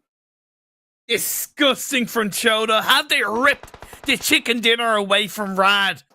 Or have Rad ripped the chicken dinner away from themselves? Is it their own doing as the camera passes under the tractor and we're getting into the phase 7 blue zone? Triple Esports, they're kind of missing the opportunity to strike. Like... maybe they don't know Hide and Wolf. Maybe they just don't know. I mean, to be fair, there's no more smoke, there's no more shots coming from the road. You imagine that team's gone. So Triple, they really should have been seeing that elimination feed. They should have known that one was left. In Rad now, they've got everyone back up. Triple, they might have just lost this position to steal this away. If they had just ran down that mountainside with a Hail Mary play, they could have easily 1v2'd Rex. Phase 8 does center up, and it's arguably going to favor Triple Esports, because none of that compound is inside the circle. Right, but there's still 3 players of Rad now. That's the issue, Imperium, is that all of them are back on their feet, and there was no eliminations confirmed by the side of 90th. So Triple, they still have the same problem, only now it's even worse. Because yes, they get the zone, they've got nowhere to move. They just used all their utility on the smokes as well, so they don't have anything to move down. And exactly, because Rad haven't really had to do much this game, they arguably must have a decent amount of utility left in their backpacks to use. It's just a disaster, I think, for Triple. I mean, Triple, they're going to get at least 2nd place, right? They're going to get the 12 points. They're going to get 2 eliminations. They at least get 14. It's not going to hit Desha. I mean, had that, I think, hit Desha, that's when... Oh, well, that one does. That's what you were looking for. Result gets it through, and that's going to be at least 1. Won't find, I think, the finish here is Rex will be able to come for the revive. But again, where are the feet for Triple? They aren't moving to try and punish this play. Rex is burning. Desha now goes down. Triple, please move down the mountain, for goodness sake. Great utility by Result in an individual way, but why isn't YWZ pushing with them? They're still not going. Finally, Rad step out. Finally, they try going for the zone play, but Rad will fall. Triple still slowly but surely somehow have gotten this win away. Delhap will be healing, but there is absolutely nowhere to go. Delhap will be succumbed to the zone. And Triple, they may have got the win, but that was not a clean way to win that game. Okay. Definitely, I understand where you're coming from, and I was in the same mindset for a period of time. I was definitely. Okay. However, the use of utility by result negates it enough, right? Okay. If it was a better team inside that compound, yes, your point would have been more heavily obvious. That's it the definitely thing, would right? have, Like, right? So I definitely understand. Rad threw that chicken dinner away, and yes, it's still a good result, and it's arguably much better than what they've done so far. So they can take that confidence. It was still a little bit of a pinch of salt, right? Yeah, it was a little bit of an anticlimactic finish because Triple Esports, the only engagement they had up until that point, wasn't a major pride. But which they, was phenomenal, they also, by the way. Which is still good. Which is still good. I think that Major really did also kind of mess up a bit. I think also to Triple, and you saw that final member of Major just running straight down in the open. I mean, that's an easy way, I think, to lose yourself very quickly in the game. So Major also making mistakes set do bring themselves down to 6. But POWR, we kind of forgot about them towards the end, but 15 elimination points. They got their own chicken, but just in the opposite way. So good from POWR Esports. Like, it's so good. Massively deserved every single one of the points that they got. And yeah, it's kind of the perfect game, right? It really is the perfect game. There's nothing more they could have done. No. I mean, there's absolutely nothing more they could have done. Yes. I mean, they had the open hill right in front of them. They were coming down. They tried their best to run. They tried their best even to separate, you could see, to try widen the length of the shots that needs to be made. But, I mean, POWR, they did phenomenally to get into that 4th position. 90th, I think, as well. You had to hand it to Choto, who almost came out with that finish on Rad. Really stepping up. And I think Choto as well, even in that first game as well, has been such a core component for 90th through this day-to-day. And they scored by NIGMA before that as well, right? So yeah, very good game for 90th minute as a whole. And Choto specifically did such a good effort to nearly put themselves in a winning position, or at least a top 2 in that regard. As we move on to the second page, it becomes slim pickings across the board off the back of what POWR Esports did, right? Ardu Thunders picking up 4, but really not much more to say outside of that. Look, it was a quiet game for the rest because POWR, it was all their game alongside Triple taking the win. But we're going to head back through to a break and our best of moments before we get back onto Erangel for game number 3. We'll see you there.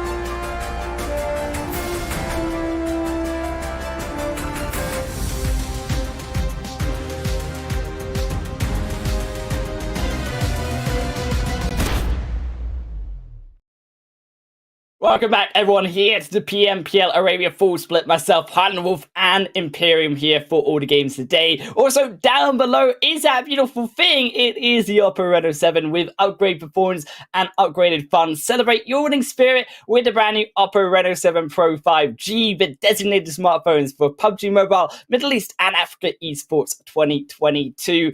Also, it isn't just though the offer of it is beautiful, it is our overall standings here as we are jumping through into what is after game 2 of the overall stats. Twisted Minds, 148 points Imperium here, but that gap is not too big though between OOREDOO and then GEEKAY behind. It's good so far. It is genuinely pretty good so far in terms of the top two, but then we do have a big drop. GEEKAY in today's games have only really scored themselves in 2 games, 12 points, so it really has been a flatter start for themselves. NASR jumping up to 4th place, by the way. NASR have had an incredible rise from the first. Actually, no, sorry, my apologies. They were in day number 1. They were in 2nd, then they dropped down to 7th at the end of yesterday, and they're back up to 4th. So it has been a bit of a up and down across the first Super Weekend, but as of right now, they're looking pretty good. And 4K, they're still in 5th. That's all I can. Yeah, that's all I can really say. The biggest improvement. Sorry to kind of cut you off. Major Pride, they're into 8th. Right, exactly. Major Pride making it through, I think, with that second game. They got the extra points that they needed to. Have been a steady rock, I think. Nothing too fantastic so far in the Super Weekend, but nothing too poor either. And you sort of see that again with RTG having kind of that meh kind of performance. Not too bad, not amazing so far, but waiting to see what these teams in the bottom half of the first page can do to really shoot themselves up. Certainly, I think 4K more than the other 3 because they too have been falling down from that first position and haven't really climbed back up. But as we do go down further to that second page here, Imperium, POWR rising up with that mega performance. Yeah, they're on 84 points. I was surprised to not see them in the first page, to be honest. And I really love the fact that they're on 40 elimination points. I was saying this with Monica yesterday. POWR Esport are the most exciting team in PMPL Arabia so far, right? Yeah, okay, they're a little bit like YALLA in terms of I don't know what kind of POWR Esports I'm going to get. Yeah. But I'm also a little bit more confident that when I do get when I do see and we do get a good POWR Esports performance, it's one of the most exciting performances, right? So I'm on the POWR Esports hype train. They're in a good position.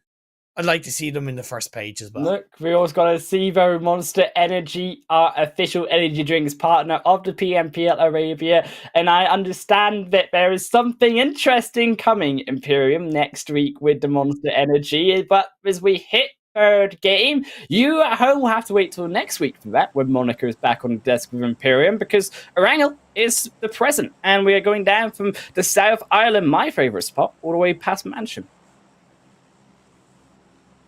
Looking pretty good so far. Just to kind of make a bit of a note as well for the teams down on the bottom. NIGMA in 12th, YALLA in 11th. They're still okay relatively in terms of the points required per game. If we take NIGMA Galaxy 74, you divide it by 12, pretty standard basic maths. I know it might confuse Max. It's 6.16. It's not the most comfortable. It is kind of just on that tipping point. These two teams are generally okay. R8 are a little bit more scarily down in 14th on only 62 points and kind of following suit despite Rad getting an okay result the previous game. They're still only on 52 points. So a lot more to be done from the bottom 3 to 4 teams. Yeah, you're really looking, I think, towards these squads who are expected to be higher. I would expect them to also be higher, personally. I think that about the 12th position, just quite frankly, is a bit disappointing of a performance so far. But as you say, they are, on the other hand, are still very much on the average trend. So they are getting there. I just worry because if you have one bad series of days and you lose out on a super weekend, what does that then do to these teams? Are we then potentially looking at like Falcons? We have a top organization coming into the PMPL and they don't have actually the points there to safely make it in. That's true, and that's the thing. There's no massive guarantees in life. We put teams on certain pedestals and we give them elements of forgiveness based on what they've achieved in the past or what we expect them to achieve in the future. But the reality is, and we can kind of go back to last year's PMPL Western Europe, where Unicorns of Love didn't qualify for a super weekend, and they were kind of forced to qualify for the PMGC via the full regionals, right? As far as I remember. So that could definitely be the case if we, from a speculation point of view, put the same scenario onto the likes of R8 and NIGMA Galaxy, right? Or even Falcons. So, you know, teams do need to, I can kind of say, yeah, we can forgive NIGMA for this, or we can kind of go, yeah, we trust the process. That's okay to kind of say that, but I know that the further we go on and the more games we don't see that NIGMA performance, the more in the back of my head it will be like, well, could they fall down? Could they fail? Could they continue in the wrong direction? And if I'm thinking that, right, I wonder what the confidence of the players are. Yeah, I mean, certainly you're looking towards Major, one of these teams who are further down south, going to make it as well as, I think, not an organization, but is big, and we know from the PMPL Arabia, but we are looking at Major as players very much experienced, and even I think likes to GEEKAY as well, who have that very experienced roster. What are they going to perform? GEEKAY have been more consistent so far than the NASR, but the other half is that I'm a little bit worried. Are we going to see these upsets now where we say so many organizations are in top form, one of the best we've seen in the region? We are eventually, inevitably, going to see one upset, and this could be the time. Phase 1 popped up, by the way. It kind of complemented the playing path. It's on the eastern side once again, a little bit more centralized, i.e. less up north. So we just have only really about 5% of that mainland is is outside of the eastern coastline. So nothing really to stress about so far. A lot of key areas of the map controllable. The center is risky in its own right because not only is it low down, but it's also just in a bit of a lockdown position per se. So I expect the shelter area, the Potato Hill, the Alamo compound around Yasnaya, and the Lumberyard Hills to be kind of a little bit more heavily prioritized in this phase 1. Phase 1, it is going to be fairly quiet for now. It has gone more as well, Imperium, towards that eastern side. The main portion that I think is going to worry me again is kind of these rotations in. We saw, I think, a little bit more sensible of those rotations on Miramar. Teams trying to stand further back from the center of that zone, but especially on Erangel, this is where these teams, I think, do like to focus more on that central play. And I am slightly worried that when you bait teams into the likes of the island, the likes of Shelter here with those high hills and the flats around it it can control against these other teams, are we going to see squads try to pile drive their way in? We could. something I've just observed, and I don't think you observed it too, because it's not something we normally see. Major Pride actually dropped onto Military Island because of the eastern plane path. They didn't want to take the risk of kind of trying to get a vehicle around the kind of maybe Rozhok area, maybe the kind of northern side area, and lose a player. So they dropped onto Military Island. They're now in a position where they're kind of low-key bridge camping in 90th minute on that eastern bridge. Nades are going through either side as Frodo is on his own. Shots are coming in. But yeah, this is an interesting engagement. Now I mentioned Pride, though, stuck in that engagement with 9-1 now. Jabal will be back behind and will get himself at least that one elimination temporarily. Milky Way will now force their way back in. It feels like Major, they were trying to decide to cross or to stay to camp maybe 90th. Yeah. But 90th would just show up and slap them.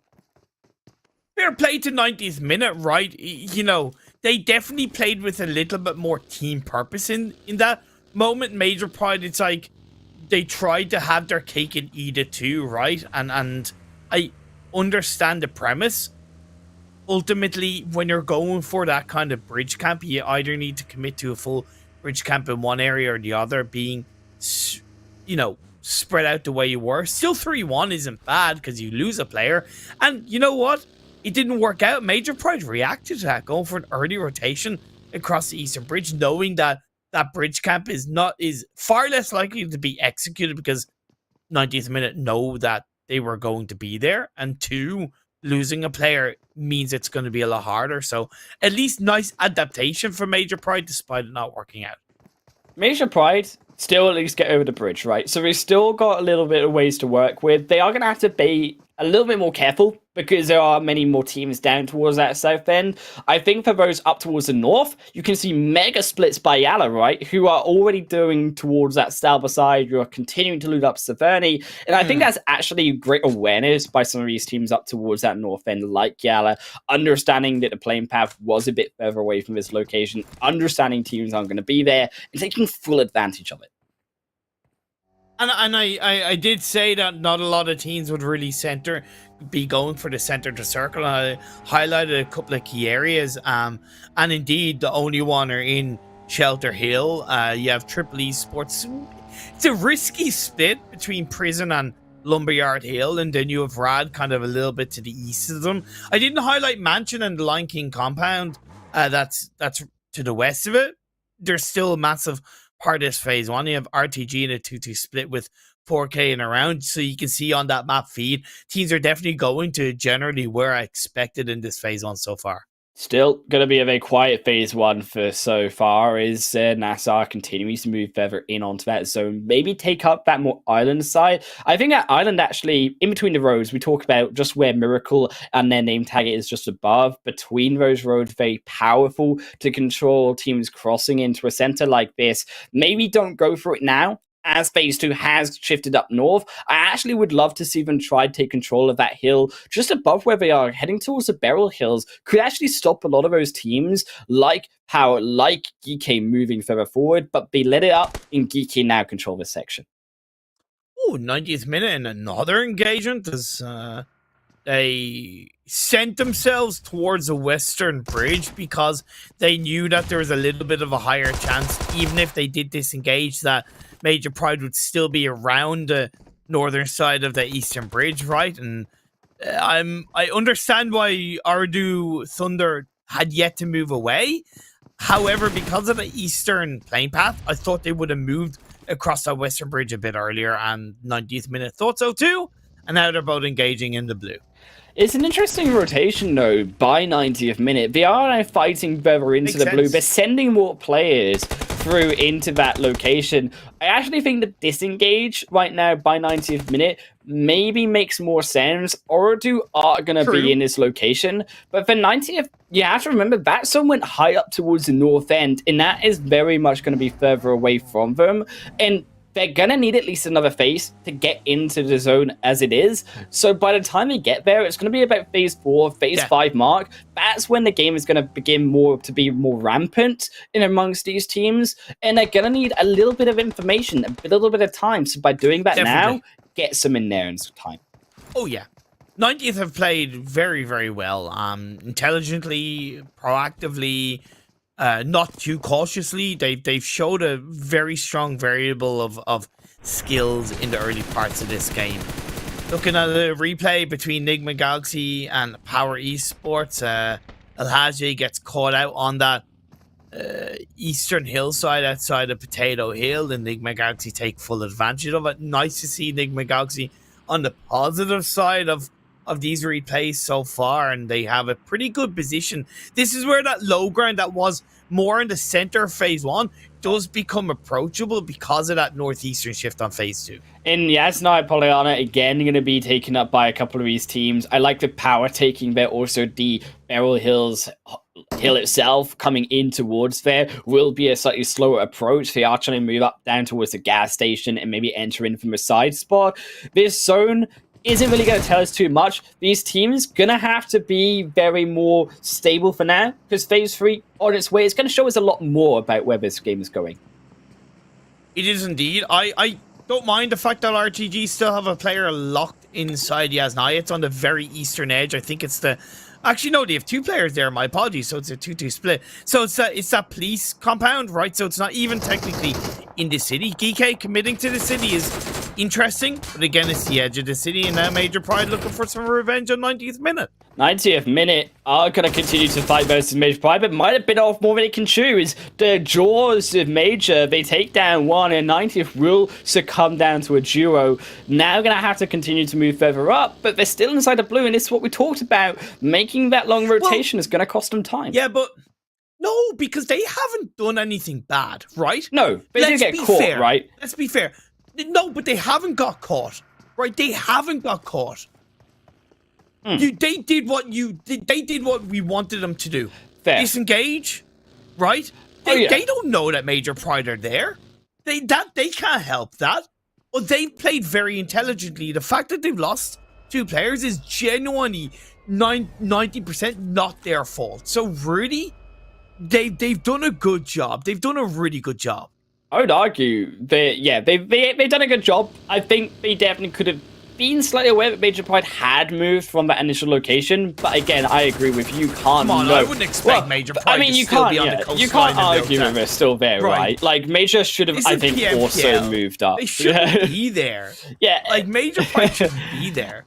It's what I say. Like, they should have moved up. I think that Major did make a mistake, and because Major made a mistake, 90th minute made a mistake in a way, but they didn't. No, they're just because they didn't make a mistake. It's just a consequence of Major Pride being in a bad position, and you can't control that as a team, right? Fundamentally, you can only do the best that you can, and that's why I praise 90th minute despite them losing 2 players. Either way, we'll move on. The phase 3 did shift massively up north. Yasnaya is still in play. You do have the southeastern hillside of Stalbar in play. The likes of Rad have a really wide 2-2 split. It's not a bad thing. Comes with a lot of risks. They're taking a lot of land away from these teams, and they're going to have to do what they can to hold on to it.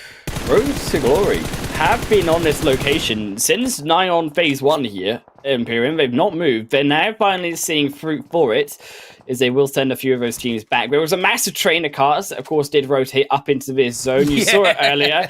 I mean, it looked very pretty. I'm not sure it was very pretty for the players, as NIGMA do get caught up in their own fight, of course, crossing over in that train as well. But the zone, we also have to remember, has again gone towards this northern side. It's similar-esque to what we saw to game 1, but this time more towards that eastern coastline and still Stalbar Hill and attack. Yeah, like that hard shift up north, it was like the Great Migration, the birds all flocking in the same direction, right, to find their new home in the sunny area of the circle, right?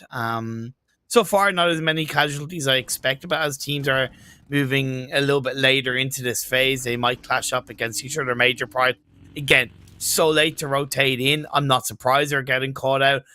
A whole of CONQUEROR team kind of have at least the majority of the players' numbers. And this is where I actually do agree that Major Pride have made not only the mistake early on of being in the wrong position, but then again, they don't rotate quick enough, they don't rotate wide enough early enough. So actually, as you say, you're seeing him getting caught by Conqueror. Not only is this going to prove bad for them, but then you look at the information. What do they actually have in terms of that info coming into that zone? It goes back to Stabler Hill. In a zone like this, Imperium requires so much knowledge, not only the map itself, but gathering the knowledge of those teams around you. In squads like Rod and Triple are going to have so much of that. This is very much an edge of circle shift. And whoever has the strongest ability to push in and control the edge of the circle will be the ones who come out on top. NIGMA Galaxy maybe finding their mojo finally in the Super Weekend as they get the crash onto the only one. The only one is Yard will fight down NIGMA, and it doesn't look great for them as Hamori will also fall to. Freak does find one back, so will Ralph. But it's a trade for bodies right now, and here come the rest of the only one. That was only one that took down two. Now comes the rest. There's no pre-nade. There's nothing in sight, but problems will fall. That's going to be a dilemma for the only one. And now, nah, where's the other two? Where's the other support? Is NIGMA will actually now lose another. Freak will be returned, but they're all in one position, and Ralph punishes it for it. That was great play by NIGMA Galaxy. Took a lot of risks. The only one tried to trade it in. I appreciate that the only one finally started to be a bit aggressive and take a chance, but it didn't work out. Moving on over to the fight between Rad and Major Pride. Major Pride, I don't know how they disengaged away from CONQUEROR when they did. They made it into the circle, and now they swing around, and they're controlling Rad in the right way. And what did I say about Rad? They were taking a big risk trying to control a big part of the circle. They did gather themselves a little bit more together, and overall it has resulted in a squad up onto Major Pride. And for Rod, no surprise they should have got that. I think if Major did any more damage to Rod, I would have been very concerned about Rod, considering what happened in that second game as well, Imperium. Nice to see that at least they're getting some more use out of it. Again, central position. Triple as well, doing that damage to CONQUEROR, rotating in slightly later. Triple already had that locked down, and as a result, do lock down that more further edge. And actually, you should really acknowledge the fact that Triple, Rod, been making good use of taking advantage of teams making these wider rotations in saying, well, they're going to come in from this wide angle. Why don't we just shop here rather than the eastern side? Indeed. CONQUEROR, they didn't engage onto Major Pride when they had a bit of an opportunity, although the circle did shift, so they looked to prioritize entering into it, and it has kind of worked out so far. But now as they cusp into the eastern edge, they need to try and take this fight against Triple Esport over the edge of the ridge side. They have clever Triple Esports do a little bit further ahead of his teammate. They are in a good spot. I don't know where the rest of Triple Esports are just down to 2 players, so it is 4v2 in the favor of CONQUEROR. CONQUEROR still barely getting themselves into the zone, as that zone only now shifts again. It's a harsh world for the game of CONQUEROR here, as they do send in an 8. Triple forced back, at least for now. The Molly will extra push them back, but they have to move further. They have to come even longer now. As Rod, 90th minute, the zone again falls into their hand, and Yawaz, they're forced to the nade. In CONQUEROR, they're doing excellent work here, slowly navigating their way in. 4K, maybe trying to find a spot to take that engagement away. Triple Esports still doing an okay job despite them going into this engagement as just a duo. Now it's just a solo. And if it wasn't CONQUEROR, it was 90th minute to come in from the north side on top of the hill and take him out. CONQUEROR still pushing further. They did take down one. Down to Clever. Is really this zone. I'm surprised that teams haven't taken up the top of that hill. Why is it, Imperium, that teams aren't taking that central spot on this zone? They kind of think it's already taken, plus because it's high ground, it can actually be a little bit disadvantageous late game, and when they're coming into phase 5, 20-minute mark, and you've played on the outside of the circle, you just don't have the relevant information. That's my logical idea behind it. I could be wrong. All right, bro. Are moving forward now down that road. I mean, all right, not going to be the ones to really cross that road. Again, assuming someone's on it, right? They don't want to cross that road. They may get caught out as a result of it. CONQUEROR still in that fight, trying to get inside the zone. It's YALLA who have come up behind them. it wasn't 4K searching for that conflict, and we haven't found anything for now, but it is still Conqueror pinstring YALLA here from two ends. Lovely. But Rod now knocked the nade on top, and that's worst timing now as the zone comes in. They're gonna have to sack potentially Rod here. If they lose a second, it's disaster for Conqueror's life. Will at least have to be forced back down by the shots. Luckily, 4K did get involved on a bit of a third party, and if anything, a fourth party by Rad just to do even more damage to YALLA. They're now down to just a solo, while CONQUEROR, even though they haven't got the revive, they're still up as a 3-person team. Rad and making the work happen for now. We need to see them step up. YALLA also stepping up where it counts down to 1. Life's the only one alive, but 4 eliminations for now. But RTG surrounding YALLA like Conqueror did to them previous, but it's not enough. Life takes them all away, and 5 eliminations now for them, and can they do even more? They've lost Saif. There's going to be no saving it, and they're running into 4K potentially, as they also will lose another, but NASR are the ones back on the elimination feed, taking down NIGMA. You can see it. NIGMA have dropped. Incredible stuff. That was great composure by Lath as well, off the back of being peppered from all directions, as team down to just himself, right? He still turned and got the swivel onto RGG. Very, very strong composure indeed. NASR being on a tear this game. 6 eliminations strong. Up to still up as a full squad. They are moving into the west. They haven't found their way into the edge of the circle, but they're certainly looking like they will. But I love the position though, Imperium. They're coming along the edge of that ridge. They're using that tiniest of dips to be able to protect their little tiny heads from getting popped off by the side of Rad and also R8 above them. So smart control to come in slowly, to not attract that attention as they sneak their way into that zone. Conqueror were trying to do the same, but 90th as well on that northern end are just slowly stopping him, and it's none other than Choto.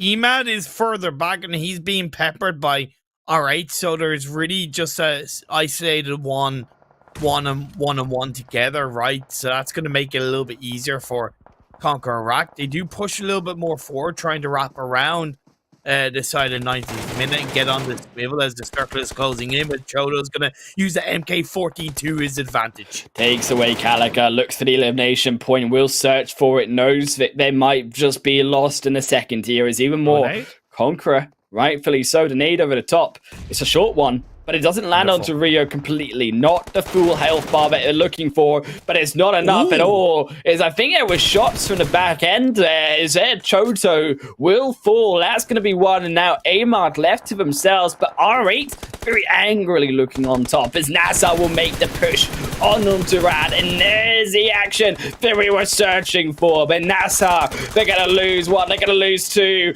Rad will completely wipe them off. Look, nice defense by Rad. At the end of the day, they had the spread. Only having one player in that shack was honestly the best decision they could have made, right? Because a nade will only mean one player goes down. They have the dip on the underside off the back of the phase zone, blue zone closing in on the circle, and now they can keep themselves up as a 3-person squad. So great defensive setup from Rad. 4K also still alive in this game, needing those points, of course, slipping on the leaderboard, but it's Rad with 11 eliminations, might just make it 12 here as the bombardment onto Golden. Rex is hunting, and it's hunting season. That nade looks good, and there comes the second right on top of their face as Sanhok will be knocked, but it's Rex who takes them both down as the nade takes the knocked player away as well. So Rad do sacrifice one, and it's now down to them to continue making that stride. I know the circumstances were different and the situation was different. Hell, the map was different. But where was this Rad in the previous game, right? Oh, nice yeah. to see them get so hungry, get so aggressive. I know we're down to our top 3, and it's less likely Rad are going to come out on top, but with the amount of eliminations they've got, by God, it's a hell of a game from them. And I think now, when Rad are being forced to do things in Imperium, they can't just sit in a building and wait for the end of the game. That's when you see Rad shine. They are able to pick up these eliminations. They are able to have this standout performance that we remember saw them in the third game on the first day. So it is Rad we know can have these standout shots, but it's just so few and far between. They are still facing Conqueror, but look at RA on the long angle, taking one away, and it's a third party that is helping Rad here. Is Conqueror are being pressured and pressured and pressured as RA will finally take that win. Conqueror take out Rad as well, and it's a quick finish Imperium, but it was a quick indecisive one by them. It was not surprising that RA came out on top of that one overall. And not only in PMPL Spring Split did they drop in Severny, so they really had a good knowledge of this area around Stalbar and Yasnaya. And I remember a game back in the Spring Split where they just kind of dominated that north of Yasnaya position. And then in this game and in this split, they've dropped in North George. Major Pride weren't there with them, so they had a lot more space in front of them, right? And that meant that they were able to kind of have more time to move in. They played onto that kind of northern high ground at the right time. And yeah, they see themselves a chicken dinner. The most impressive team, though, as you move in to the match rankings, Highland had to be Rad. So good. Oh, I mean, Rad, they had a second game to themselves. I mean, yes, the zone did go to them, but by golly, were they proactive enough to take those eliminations with it. 14 gets them to 24 points in total, beating out RA even with the chicken dinner win. But you got to remember, after all of these chicken dinners as well, you still have to count in the prize money. Of course, it's not what these teams are searching for, but we've got to mention it somewhere. And all right, yes, they don't get a top spot on that game, but they are still $1,000 richer. Look, mate, coming into the previous game in Miramar, coming into day 2 today, Rad were in last place on a total of 35 points. In 2 games alone, they've got themselves 41 points. Yeah. Right? So they've got more points in 2 games than they did in the previous 11 games. It's kind of scary, right? That's all I want to see. That's all I want to see, right?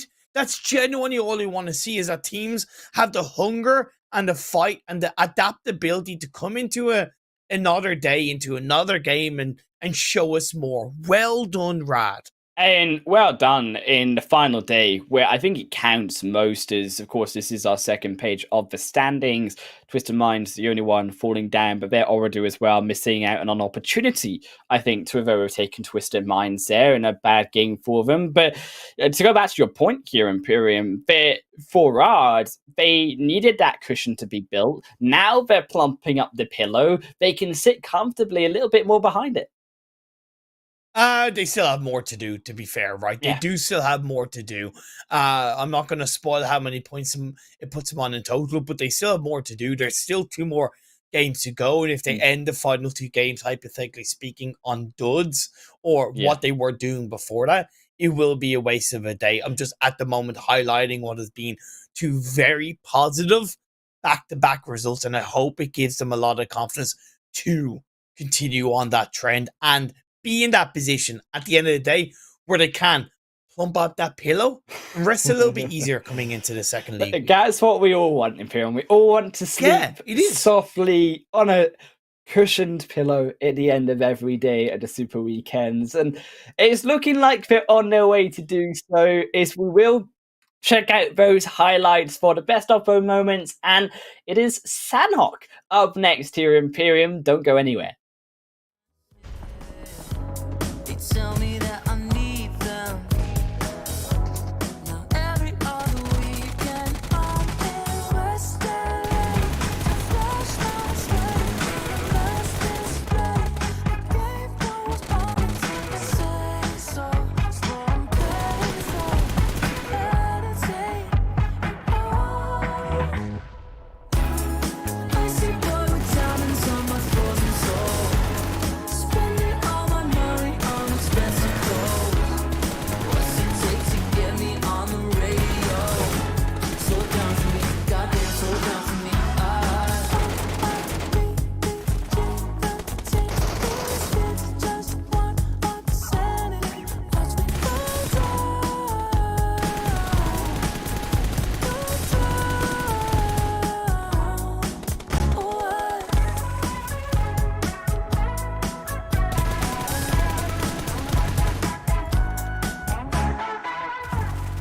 trending with the cool kids. Wear it if the shoe fits, yeah. Sign a brand exclusive. Wear it once and lose it.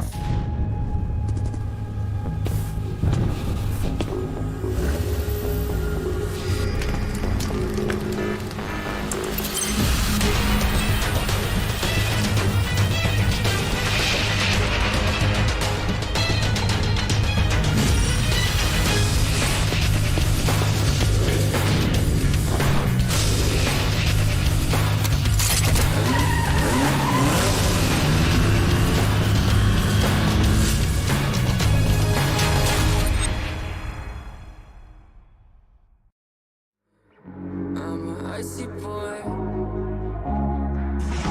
An icy boy. The frozen soul. The suicide doors are looking gorgeous though. Icy boy. The frozen soul. The suicide doors are looking. Icy boy. The frozen soul. The suicide doors are looking gorgeous though. Icy boy. Frozen soul, suicide door looking gorgeous though. Yeah, icy boy with the frozen soul, suicide door looking gorgeous though. Yeah, icy boy with the frozen soul, so down to me,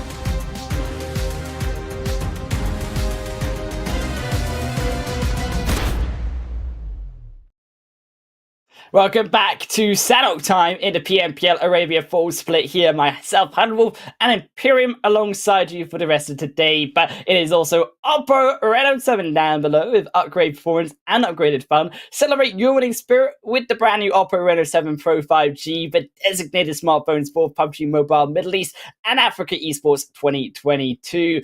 Imperium, we're going to hit it fast through onto these overall standings here. Boom, just like that. Is this going to be back on top, Twisted Minds, but OOREDOO still dead set as GEEKAY coming up slowly behind.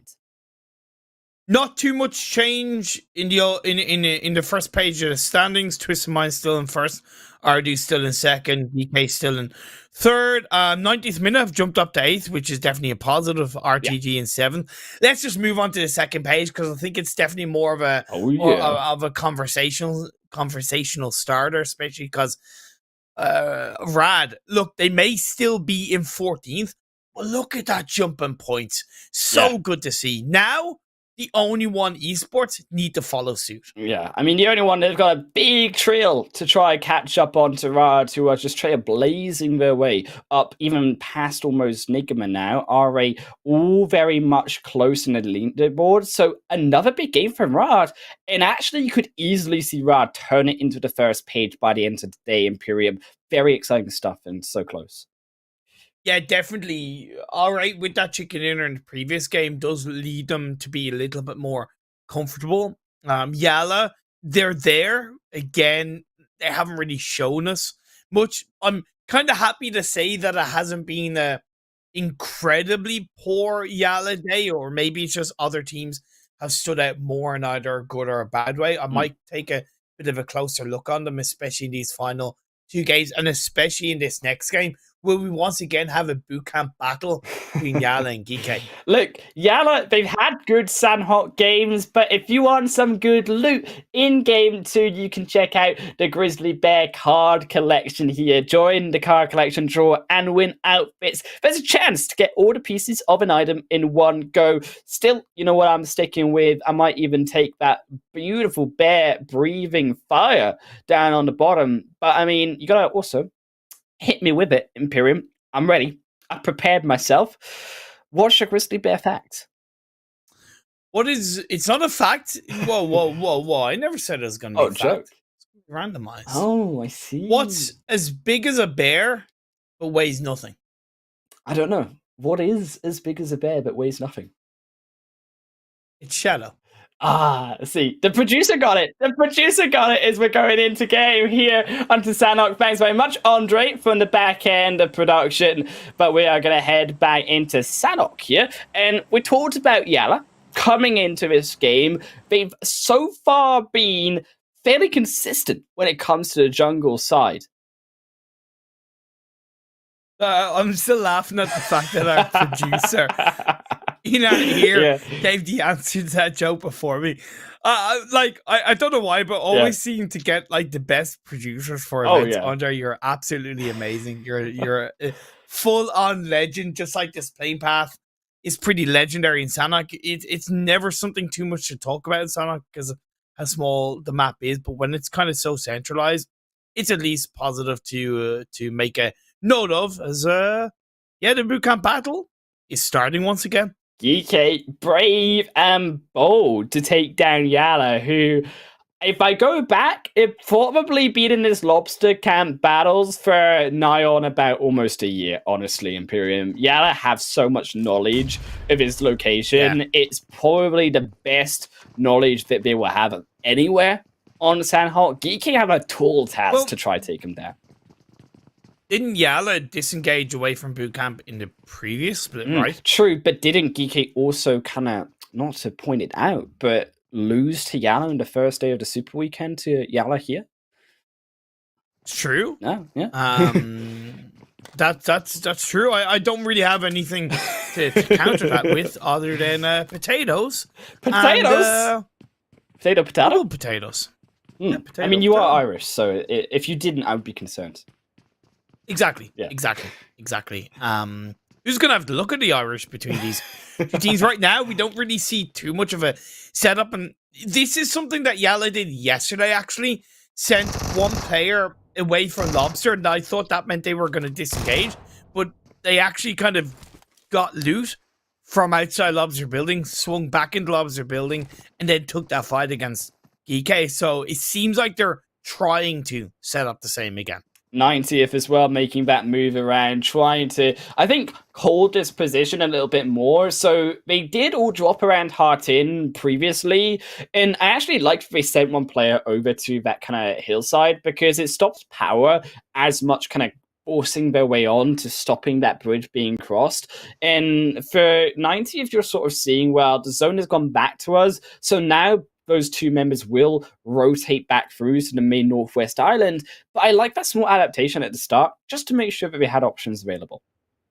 Yeah, definitely. Giving yourself as many options and in the early game of Sanhok is quite valuable. Not only options to scout, but options to control, options to disengage, options to react to the next circle shift, especially in Sanhok when those circle shifts could be so volatile when it involves all areas of the map, being the mainland, the Northwest Island, and the Southwest Island. Rad in their own right, sending Delhap up towards the trifecta compound in the center of the circle makes sense, while the rest of the team are looting up around the ruins and Tambang area. NIGMA Galaxy looting up Sam Lee. It's where they've looted and landed for quite a long time. Lord is further up in around Nat Cam, but again, this is business as usual for NIGMA Galaxy. And it's interesting because you see space as something that teams don't really, or at least us as casters don't talk about too much, but on the pro level... I see space up in the sky. Oh, is there space up in the sky? Is that where the stars come from, Imperium? I didn't know that. Is that where the moon comes from? Well, the biggest star is the sun. the person that I'm casting with. Oh, thank you so much. Am I just so hot and spicy, just like Miramar? Yes. Oh, see, that's what it is. See, I am just the sun. I also see I'm big, like the sun as well as GEEKAY, taking big shots. Don't think about it too much. Just Okay. take the compliment. Man. Oh, okay, sorry. I'll take the compliment. GEEKAY, but taking the compliment, but taking a handshake onto YALLA.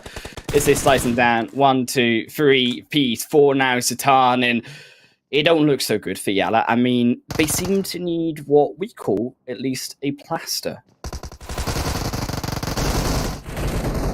Umba's on his own. He goes down, and GEEKAY come out on top. And what was that you were saying about YALLA being the kings of boot camp? Oh, I know. I may have cast a custom. Sorry, like.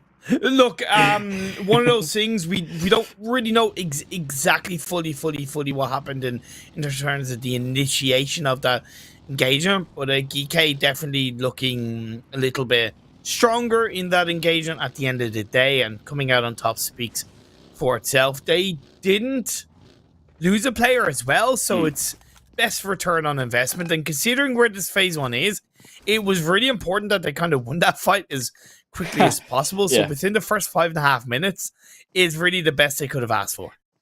They've got to now move. The bootcamp hill has been taken up too, so you can see RTG actually Twisted Minds, these two teams taking that location. Twisted Minds going to lose the knock to Ragnarok right now, is both of those squads looking for the information again and coming into the L compound. They want that availability to be able to rotate round. Road to Glory though, stepping up a little bit more. That third party, right? Yeah. I think that was a third party shots from GEEKAY on the eastern side of the hill. So that's something that RTG are being very aware of. They've already lost Vault. Unknown's been knocked. They're now down to just a duo. Indeed, here is Twisted Minds continuing to push further down.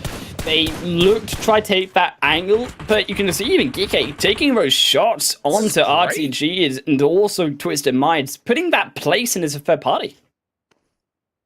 And again, think, what if GEEKAY had been engaging with YALLA for an extra 1.5 minutes, right? Or even an extra 30 seconds? This third party of our opportunity wouldn't have come. So really good play, really good domino effect from GEEKAY. GEEKAY as well, making that work, and unfortunately for RTG, just doesn't work here as Twisted Minds. Anis takes him 1-2 piece across the actual face of RTG. Unknown will be there to fall finally, and it's an easy 2 eliminations for themselves. Just a nice angle by Anis, utilizing the rock there to make sure they couldn't return that fire. As the zone has shifted down, more centralized here around boot camp, so the fighting continues around this location, but certainly there are spaces here on the edge of zone, I would argue, that are stronger for now. For now, I'm a little bit worried and hesitant to kind of think too much about the circle ending on the mainland, despite it being in the majority of the circle. Especially when I think about what happened yesterday, and we had that major shift over to the northwestern island, where it just became so beautiful for our two Thunders to clean up the chicken dinner. So I can imagine that some of these teams are thinking the same thing, even if they are mainland, they might be prepared for a big push. But Twisted Minds, I appreciate their cool, calm composure off the back of getting a player knocked. And then, even though they had a little bit of luck again from the third party from GEEKAY, they were cool and composed enough to kind of turn it around and you take advantage of the opportunity. Oh, but Road to Glory, that was surprise onto Twisted Minds. At least guess one will succumb through it with their life. I'm not sure how worth that was for RTG, but Twisted Minds, against them, they made a mistake of sending it in 1 by 1, and they did lose a player for it. And it's so frustrating because they give them a compliment and then they make such a basic mistake that it's like, talk about kind of slapping me in the face with a wet fish kind of thing. Oh, yeah. Look, an unnecessary loss of a player, but they are still in clearly a better position than RTG right now. With 3 players strong, and they're up to 3 eliminations. It does hinder their ability, though, to navigate this map. Now, they are in a good position right now. They've got the information at that high bootcamp hill. They've got the central spot, but, I mean, this zone can still go practically anywhere. We saw yesterday how far a zone can go on Sanhok in not having those 4 players to a silly mistake like that could cost him. Gotta see if that's going to be the case as the final teams, the final squads making their way into the end of this phase 2 here, Imperium. Nice rotation from NIGMA Galaxy going through Painan. It does kind of make sense. Then NASR on that North Painan Hill, which is a great spread to have going forward. And it gives them great perspective to either control the south side of it or even move down onto the compound to the north of the hill if they want to, depending on this next circle shift. CONQUEROR in their own right, looking for an engagement outside of Quarry onto the only one. Only one. Still, they need these points. They're in 16th position. CONQUEROR above them. This could be a big win for the only one if they can pull it off. Groza already knocked. Will take them down somewhat. Rio almost goes down. There's problems. Final shots that they needed. In for here, the CONQUEROR squad. They are losing these fight. They're losing their position, Imperium. Great defense and setup from the only one. You can see that they had overall a much stronger spread as well as the defensive supporting line from Luffy. And they took full advantage of it. And off the back of the initial knock, they've been relatively proactive to continue that pressure on the CONQUEROR rack. 2 players down from the strong boys. Means that it's only going to get tougher. And I said off the back of what we saw from Rad over the previous couple of games that I want the only one to be next to do it. And they're putting themselves in that opportunity to get the job done in Sanhok. CONQUEROR now succumbing to the blue as well. I guess not easy at all for them as they are slowly on the edge. Will be able to get in, but they lost the players, keep in mind. The only one still pinning them down. And for now, the only one, they need to try bait, of course, out. They're trying to push further forward, using Ziad as that leverage to try find also the locations of those final 2 CONQUEROR members. We can see that they are split for now. Ziad crashes a bit. Oh, no. But CONQUEROR still not going to step out for now. CONQUEROR, Reva, still waiting. Discipline is perfect from Reva because he knows that despite a player looking initially like he's pushing on his own, very easily responded by the rest of the team. So blue of phase 3 is still controllable for these teams, so you can wait it out for the time being. Major Pride, you can see from this replay, getting involved against 4K. That was on the southeastern edge of the previous circle, just to the north of Cave. So on that kind of hillside that's so valuable coming into the Painan area, the outside of Quarry area. So great proactivity from Pride. And OOREDOO as well, struggling to come into that zone as well as, unfortunately, Rats just quite frankly controlled that L compound, making it an absolute misery for them. Is Rex still taking that extra angle? And I like that Rad. We talked about this space control. Not only have already pinned Imperium, but they're looking to the next thing. They've already got another player here trying to scout out Bootcamp Hill. They're trying to say, well, what is our next step? We know that we're on the edge of the zone. We will need to move in later.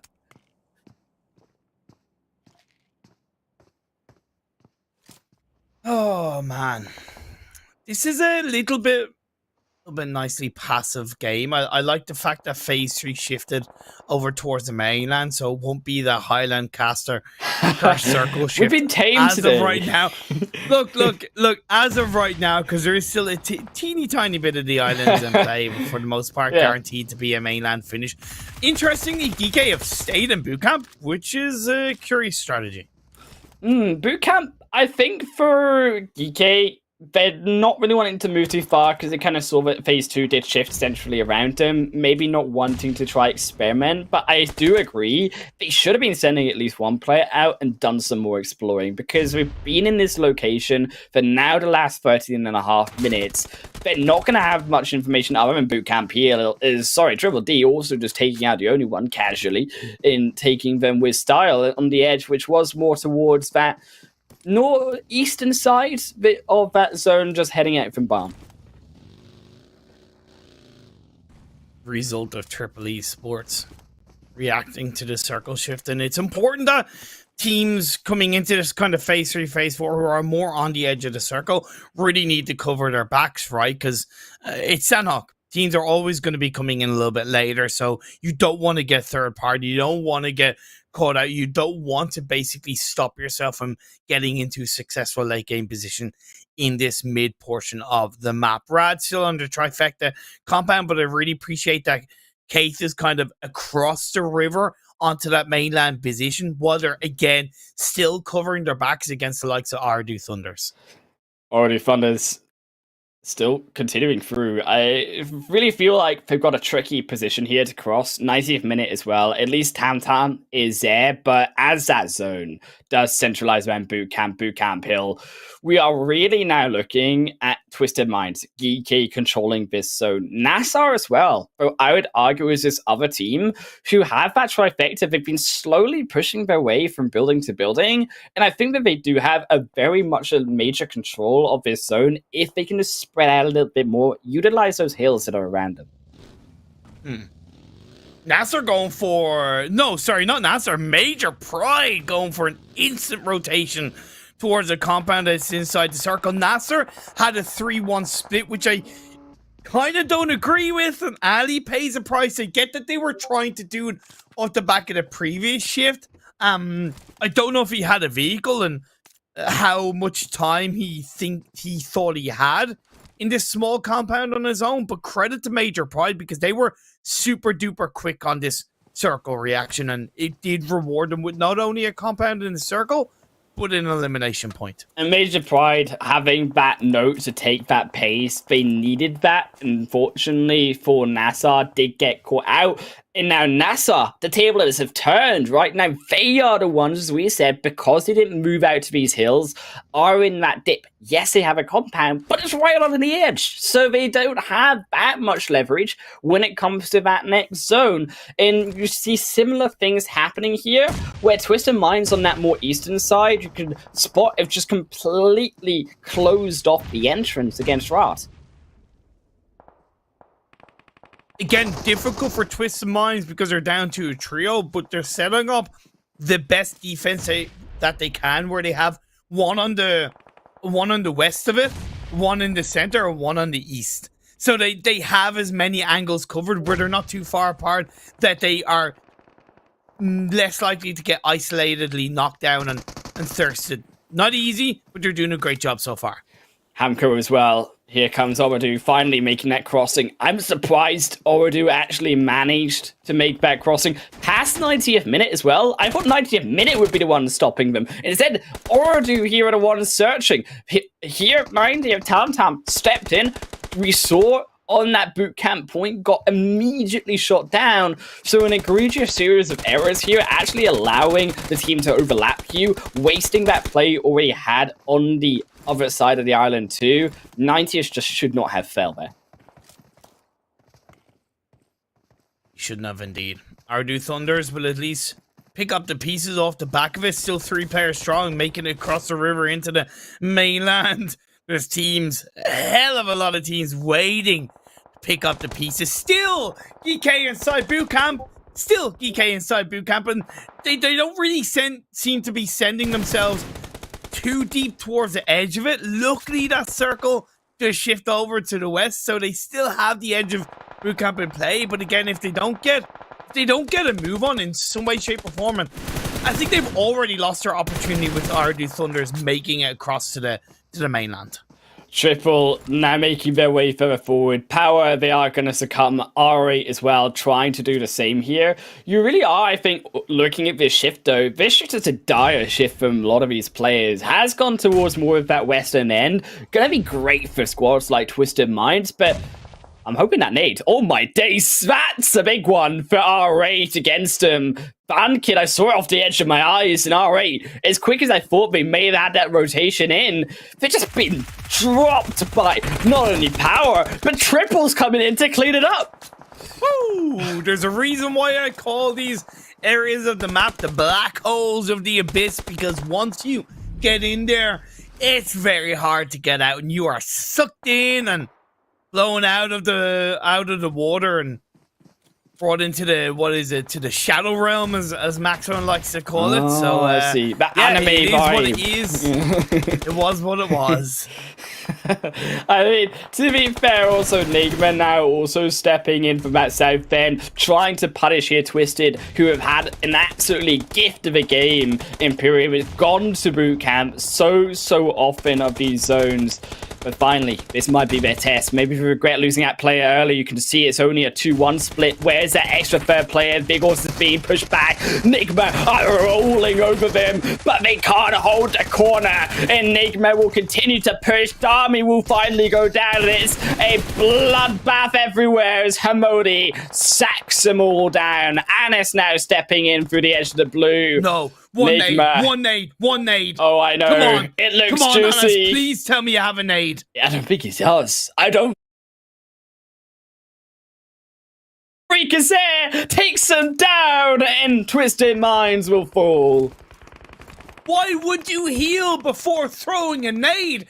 Chuck a nade in. It takes like 2 seconds to chuck a nade in. Then get the first aid off. My lord, that was a little bit of a missed opportunity for Manas. Difficult in its own right as GEEKAY did make their way across the road of boot camp into the compound on the edge of the circle as they're down to 8 teams. GEEKAY, they are still with this game. They're moving out of boot camp. They're saying we are still here. We have these 6 eliminations early. And we are looking for his position to win out the game. Rad will drop one. We'll find a return onto OOREDOO as they also lose Hassan. And it is bloodbath on each side of the west end of this zone, Imperium. Brad, 3 good games in a row now, okay? It might end in a little bit of a lower position simply because it's Sanhok and there's always solo strays healing up in the blue, etc, etc, etc, such as Triple Esports, a player of pride. But man, they made it onto Bootcamp Hill and they're still alive. OOREDOO Thunder's still alive as well. Hamko, he's got only bandages. There's nothing left. There's a blue zone. That's what's left behind him, but they don't want to heal through that. It's right. The rock stops him, but they're GEEKAY. It was a free elimination. As free as you like for the side of GEEKAY to get number 7. I don't get how GEEKAY made it across from bootcamp onto this compound without getting punished by OOREDOO Thunder. Maybe it was just the Rad, I perfect think. timing You're right. of a rotation. Yeah. Maybe Rad were distracting OOREDOO Thunder in that right. But yeah, either way, 6 teams are left alive. NIGMA Galaxy can do really nothing at this stage. I think Freak is healing as much as he can, but that's going to be easier said than done. Rod, still though, as you say, they've got a fantastic spot. I don't know how Rod keep doing it. I mean, we talked about making the space, but after Twisted Minds fell, it just felt like Rod have taken complete control of the game. They lose Kaito at least, as GEEKAY are continuing this push. Oh, as a molly almost hits him. That's not what you want, but it's going to be going on that highlights later, I bet, because the production team is savage, and savage as GEEKAY are will fail down Rod's chances at molly. It hurts bad, man. Is Rod all full? Oh, you hate to see a Major Pride now looking to take advantage. We are 5 teams left. It seems GEEKAY are in a hell of a lot of trouble. They do still have the compound. The circle shifts over to the northeast, should I say, away from these buildings. Major Pride can just play down the hill and they are inside the circle. Never mind the fact that they have a plan B, but NASR strikes from behind. And GEEKAY have taken complete control of this game, Imperium. 12 eliminations. No one but the solo of Frozen for Major Pride to show for it. NIGMA, your best bet, are doing the healing strat triple, and also their Yen will fall, the only other one of Major Pride trying the healing backfire on the map. Now Frozen tries to survive, will not be able to find a 1-for-1, and then Major Pride fall down in 4th position. It's a total domination by GEEKAY. 13 eliminations. They will get their chicken dinner. It's Freak, Clever, the only ones left on the map. And to be fair, GEEKAY kind of low-key, I suppose, needed this kind of result. I would argue they'd slip down a little bit, in the overall standings, just a little bit. So yeah, it's a little bit of a positive. And fair play on the side note. I know it didn't work out fully, but fair play to Major Pride because they were playing a really good plan B heal strat of sending two to three players into the circle and having that one healing in the blue. And that's always the best way. And arguably the same with NIGMA Galaxy, right? The team did push onto Twisted Minds. They did push forward in that direction. And it did put them in the position of being in top 3. Well, GEEKAY taking down 3. Kinef finally clever falls as well. They take their first position, but Triple taking away that second. Good for them, Imperium, because they needed those points for sure. Just like NIGMA in that third position. But GEEKAY, as we say, it was a quiet Sanhok game, I think, towards the end, but the eliminations from them do not speak of anything quiet on their journey to that victory. Very, very good. Again, I think in other situations they could still do with her moving out of boot camp a bit earlier, just a little bit earlier, because you do put a lot of risk and a lot of stress on that movement the later you leave it. In the end, they were confident with the timing, they pulled it off, and they got themselves a chicken dinner. So I can't really argue with that. You would check out those match rankings as well, Imperium, to see how far they got with their $1,000 as well. GEEKAY standing tall, 29 points. Triple, though, as we said, was a big game for them. 21 points to get there. Also, NIGMA, Major Pride, NASR all stepping up in that game. But as we look further down, Rod, I felt like could have done a bit more. It was unfortunate. It happens to the best of us, right? Like Camoli. Again, they can't help with the amount of other teams that were heel starting, right? So, you know, I did say that it wasn't going to be the best place and finish because of the amount of teams that were left alive, but they were trying to be as proactive as possible when they did come into that boot camp hill position, you know? I mean, it's a proactivity, right? I would rather them be too proactive than under proactive, because the under proactive route that we saw before, it wasn't working. Definitely.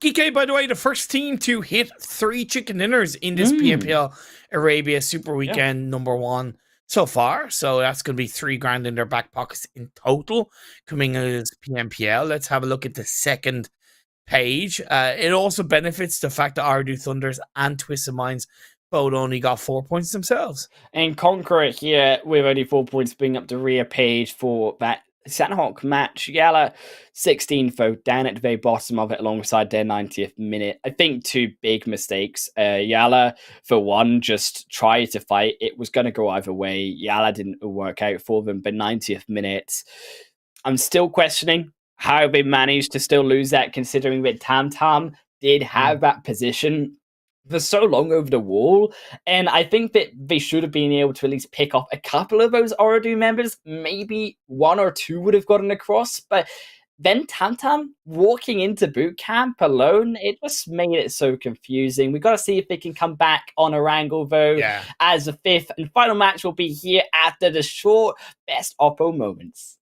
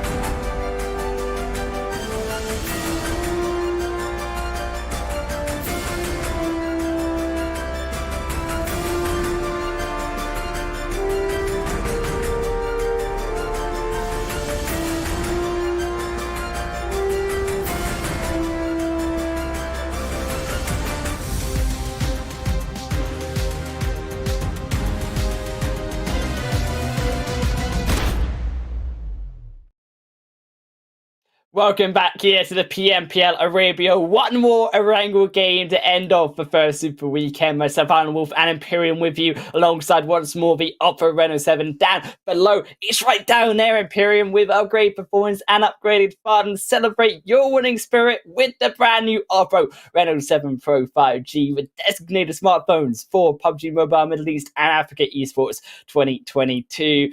We said it, one more match, Imperium. What are we expecting coming in?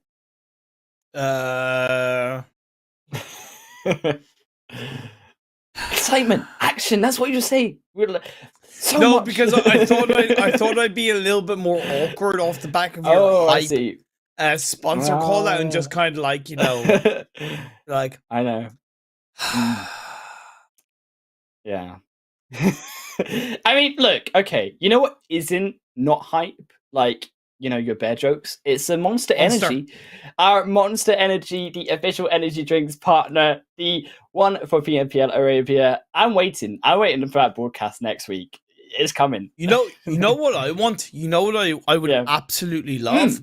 A Monster ice cream. Oh my days. A Monster ice lolly.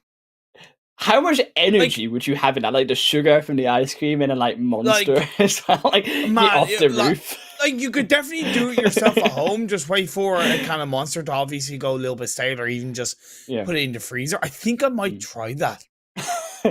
So if your house blows up, to try that, and like with the pressure how of the would freezer, you blow like... up creating a Monster Energy, Monster Energy lollipop? Please explain. I just want to have you be safe, Imperium. Like I'm just scared. Okay, like... no. But please explain the logic around. I'm not creating a rocket. Like I know a kind of monster has a lot of energy, but come on, like. I mean, you can feel like you're a rocket afterwards. You can feel like you're taking off, like GEEKAY in these overall standings. 152 points. Again, one placement point. The decider that gets him into that first position. Twisted Minds in second. They're on the same amount of points. No, placement points, though. They separate. That's why GEEKAY are in first. Yeah. That's wild, because at the start of today, I know. They were in third, but on the same. Twisted Minds must be going, come on, can we not shake these two teams off? Like, Jesus. Yeah. Wow, that's incredibly close. 69 elimination points for GEEKAY. Exactly, nice. And yeah, 152 in total, really positive. Major Pride jumping up to 7th is once again on the right path. CONQUEROR lingering in 5th, and 4K still lingering in 6th, but again, it's just a drop down, right? They started today in 4th. Now they dropped down to 6th. It's unfortunately kind of what I expected. It's kind of sad because they also started the second day in first position. So they're just slowly degrading when it comes to the results that they've been getting. Is it I just kind of want falling off? Well, no, they're definitely falling off in their own performance. In another sense, better. Others right? are getting better. Yeah, as we move on to the second page, a typical example of that as being Rad. I know they're still 15th, but look how close it is between 9th and 15th. It's only 11 points. That's nothing. I mean, it's one game. It's essentially one chicken dinner right now. Not even that. Imperium, 11 points. We've seen Ra take those games. We've seen other teams, just like their GEEKAY, take those types of points in the game. And I think if we see just one match where a lot of these other teams kind of at the top have a bad game, and you have all of these bottom squads who have a great game, we know that, we've seen that before as a possibility. Suddenly those leaderboards completely turn upside down. And like, Rad have done exactly what I said the bottom 3 or 4 teams need to do. Yeah, of course, Major Pride have done it also, but specifically Rad, they went from an average of as I bring my information up, they went from an average of 3.4 points per game to 6 points per game. Just in a matter of 4 matches. So really good stuff from Rad. Like, incredibly proud of the turnaround they showed in today's games. a massive turnaround, almost doubling their scoreline. Got to see if they can continue to increase that result. As there's one more Erangel match here from the high hills of Stamba all the way down to, you guessed it, my favorite space. Oh, they brought up the map too early. I was going to be smart there and say Novo in the South Islands, but now I don't look so smart if I just read it off the map. Like, yeah. I didn't know whether to roast you or I feel sad now. Don't roast me. I'm sad. How dare you roast me, Imperium? I mean, go ahead, I guess. You wouldn't sound intelligent anyway. Yeah, I went for the low blow, but you know what? Might as well kick a person while they're down, right? I feel so bad, man. It's like worse than, I actually feel worse than your bear jokes right now, like inside internally. Whoa. Insult me? Insult my beard? Insult anything? Oh no, not your beard. Your beard jokes. is too beautiful, okay? Like, we can't insult, like, the beautiful My ginger beard is a bear. It's like a statement of yourself, you know? Like, you think Imperium, you think the ginger beard. Like, I don't know. I don't know if anyone else thinks that. They should add an in-game aesthetic of my beard. I wouldn't be opposed to that. I wouldn't be opposed. I honestly, that would be like the greatest achievement of my life. Just saying. Just in-game Imperium, you just see like lots of 64 little ginger beards running around. Oh my god! I can actually imagine. Oh my god! That's an absolute nightmare. I don't actually want to imagine that. You might. Beautiful. Anyway, the phase 1 has popped up and it's gone over to the western side, opposite to the play pass. So naturally, we're going to see a lot more traffic, presumably, coming into that eastern side of the circle. So teams will want to be aware of that and do their best to kind of adapt and maybe rotate early and send themselves a little bit closer towards that western side of the circle. It's an interesting zone, actually, because it's gone very much further away from the plane path it was easterly. This is a much more westerly zone. Some driving to do for these teams. R8 arriving there, and George Poe, the rest of these squads like POWR continuing to arrive further on towards that more eastern side. Also NIGMA reaching Pachinki there as well. It's going to delay initially the rotation and to the looting phase. So I expect the looting phase to be a little bit longer this game because of the changes made. But then vice versa, you've also got an interesting aspect where Imperium B's teams who are on the east are going to have a longer rotation phase because these teams who rotated earlier have a much freer rotation and are going to not be contested for the later parts. Appreciate the adaptation from 90th minute, by the way. Because you could argue in the previous Erangel game, they didn't know that Major Pride were going to go to Novo, but sensing that it's once again an Eastern Plane Path and Major Pride were going to go to Novo, they dropped in Stalbark and Meshki. So I really appreciate that for 90th minute. And I actually think that is a better rotation for them too. There are just less teams going to be rotating through this higher section of the map. Yes, you have YALLA. Yes, you have R8 to contend with. But there's so many ways that you can rotate around that northern side. And it's now down to have 90th minute adapted well. And do they still know that northern side as well as they do the south? Because that's a crucial part. You can change your drop spot. But then if you're not as comfortable, not as laid out in a plan to rotate northerly, then is that as much of an advantage? Question. Pretty good question. Is to be seen. Positions inside this phase 1, Highland, that kind of looking at to be controlled. Obviously, you have a bit of a Gaka split. Anywhere around the chopsticks area, if you want to go center, is extremely viable. Again, especially because of the Eastern Plane Path. You have kind of Quarry Hillside to the north of it, northeastern edge. Everest, extremely viable. And if you want to kind of try to gatekeep a bit more of the eastern side, the church side of Pachinki for NIGMA, quite good. And the compound to the west of Hecha Hills would be absolutely great for the likes of GEEKAY. I mean, now Headshot Hills. We saw it actually earlier in the Super Weekend. We saw a game, I believe it was on the first day, on one of those Erangel matches where it did actually end up kind of falling around those ruined sides. Actually, Yeah. it was the league stage day, sorry, the first day there, and it ended up having actually a adverse effect on a lot of the rotations of those teams where they actually found themselves playing very much on the edge outside of zone, and then come later on in the game much more fast-paced, much more rushing to try navigate those trickier locations on those headshot hills. I think the teams are kind of, as a result, maybe try instead to rotate a bit faster early on so we're more prepared for a zone around this location. This is interesting. Definitely a bit of a risk taken for 90th minute to rotate through the south of the river, where there's predominantly going to be more teams sprinkled around this area of the map, right? However, to give them credit, because they, one, dropped early, and two, we're still only 6 minutes into the game, a lot of teams around them in this area of the map are still looting up. So, again, understanding the lobby and adapting to it and, you know, changing... Well, not changing, but acting accordingly. Really intelligent start from 90th minute. And I think doing such an early rotation is something that RTG just aren't prepared for also. RTG is an opposite, are a very quiet and slow team early on. They don't really rotate out of this location. So to catch actually RTG off guard is excellent heads up by 90th minute on top. And it actually does then avoid those earlier rotations also made by YALLA and R8. They like to do more of that early play. Exactly.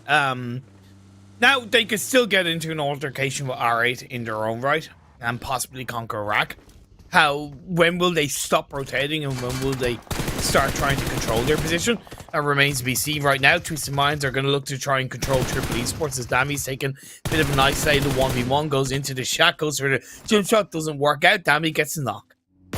Slow, but careful start here for Twisted Minds as they do get a 1-for-1, but here comes the support. Triple, slightly more split. You can see at least on our end of the map, the green is quite sporadic compared to the purple right now, and Dami is going to get back down under the cover, but not quite fast enough. Now, Vigors as well down. Uwaz opens back the door for Triple because they were split previously, but as a result comes in from behind, you're going to see this becomes more of a problem when Twisted Minds don't have that front line. Vigors so low, and I don't think they have the time to use the healing.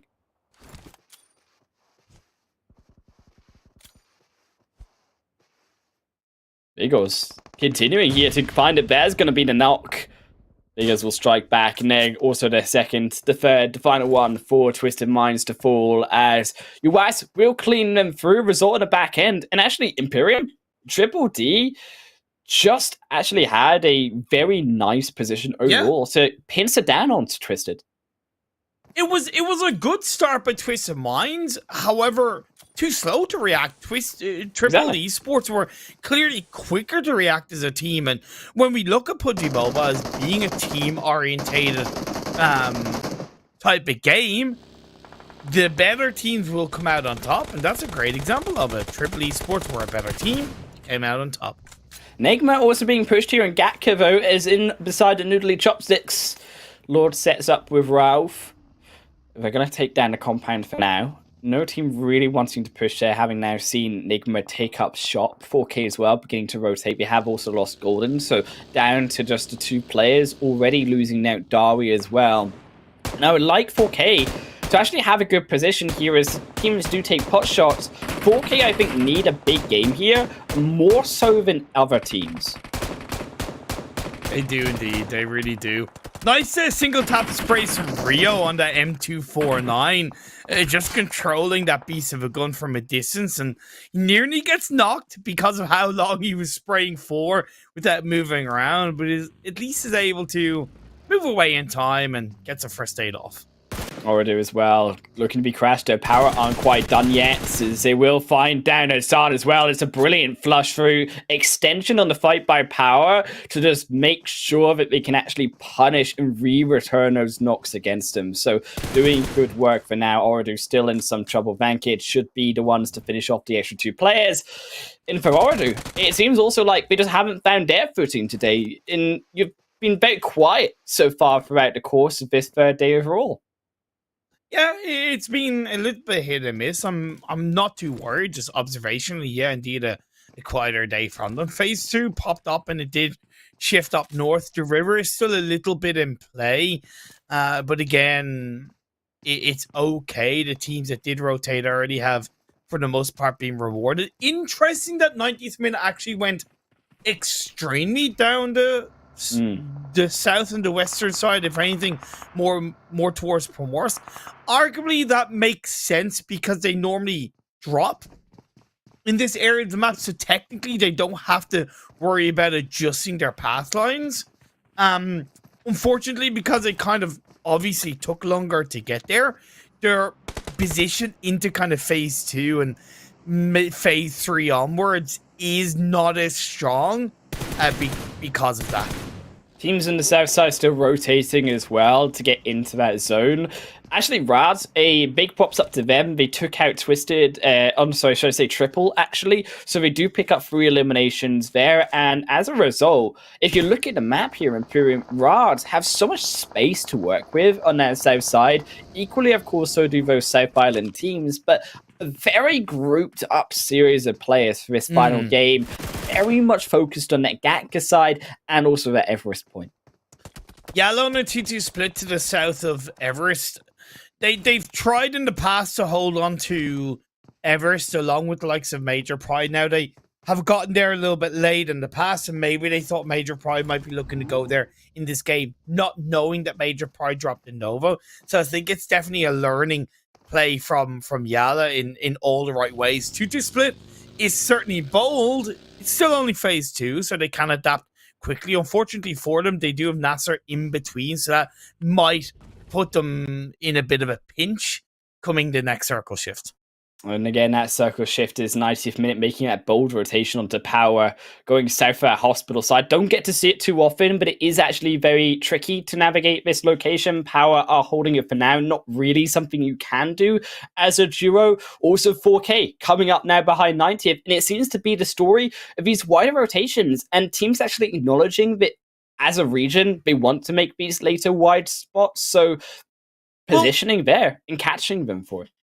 Yes and no. You're right about 4K, but less so about a 90th minute, again, because of their decision to take longer to rotate from Starbar Komeski to their normalized passing line into this phase 2. And I did highlight that they would have less of a strong position come phase 2.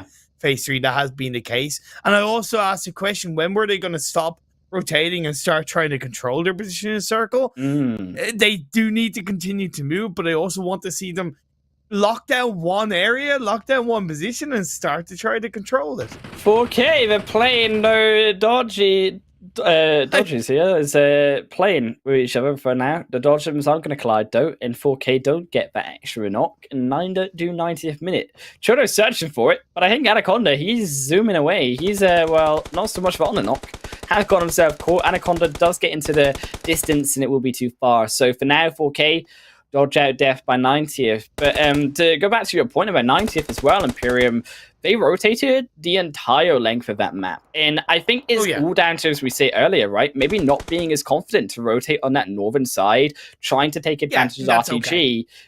But then, it is okay. But on the other hand, they are struggling right now when it comes to trying to find a position. You can see teams like 4K overlapping them and taking those spots. No, sorry, I disagree, because 4K are down to 2 players. 90th minute did stop in the radio tower area, and they did start to take shots towards 4K, so at least they're trying to carve a bit of control, carve a bit Oh, of wow. suppression, and Rad go down in their own right. So to me, no, 90th minute have actually done pretty good over the last 30 seconds to a minute. YALLA in their own right, by the way, did join back up as a full squad off the back of the 2-2 split and that circle shifting. They avoided NASR. Now they're in a fight with decided GEEKAY. You know, I'm more surprised that just no team is taking up Everest either. I was actually more surprised by YALLA having not done that, because they usually are a team that go for that spot. I would argue as well, teams obviously thinking is Rad do take another knock here to Al Hahe, that teams could be already up there, and also getting stuck up in the mountain too could be a problem. So maybe that is also why teams didn't move to Everest for now. POWR Esports down to a duo, but they do have a compound a lot more safely inside the circle. The teams that are down the south edge of the circle and around the Chopsticks area are OOREDOO Thunder down to a solo, NIGMA Galaxy, CONQUEROR, and I think the remaining players are Rad, if I'm not mistaken. Plus on the southeastern edge of the circle, you have the only one as a full squad. They're all hoping that the circle does shift down south on the next phase. If it goes up north, no, it centralizes. Still a little bit of Everest in play. Now might be the time for R8 to go to Everest. But I don't think as a team they do like to go to Everest as much. They are a team that likes to go more towards the Ruins Edge. You can see that by their rotations very heavily. But two of those players aren't currently there yet. So for R8 to push so heavily for now, I want to see them just hold off a little bit, get the rest of the squad in. Is here also NIGMA. Very, very scuffed fight, but they are trying to bring back members over POWR, who, by the way, are putting up a valiant fight versus a 2 versus 4. They are indeed. They are indeed. And now it's just a 2v2. Realistically, and Freak is much more separated away from the rest of his team. The revive hasn't really come out either. It's not successful, and POWR continue to put the pressure on NIGMA. NIGMA already there. Do get a revive off. They're looking for it. Barely gets it in time. There's barely a health bar available. POWR Esports searching for the nade as well, but just not off the mark. There goes outside one. There gets Homodi again, and that is disaster once more for NIGMA, as they spent a lot of time trying to get the play up for him to be re-knocked. And now, finally from the back end, though, 90th minute. Oh, it sucks so much. POWR, they had that fight. They had it in their hands, and 90th minute just cleansed it away. And again, good stuff by 90th minute, because they did stop for a few minutes earlier on, played through observation, not through radio. Tower took a couple of shots and they got information. They were able to third party. Now they swinging around NIGMA Galaxy, and although NIGMA Galaxy are back up as a 3-person team, it is still great control play for 90th minute.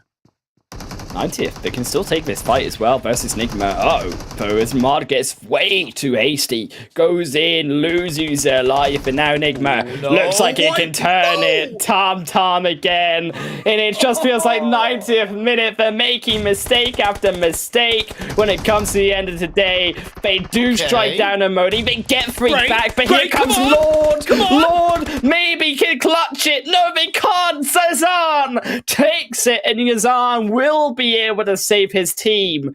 But here comes 4K. 4K heard the shots. They know, but can they rush in fast enough? No, they're going slow, Imperium. They're not going to be in time. Oh, man. By the way, Major Pride did go for Everest, as it happens.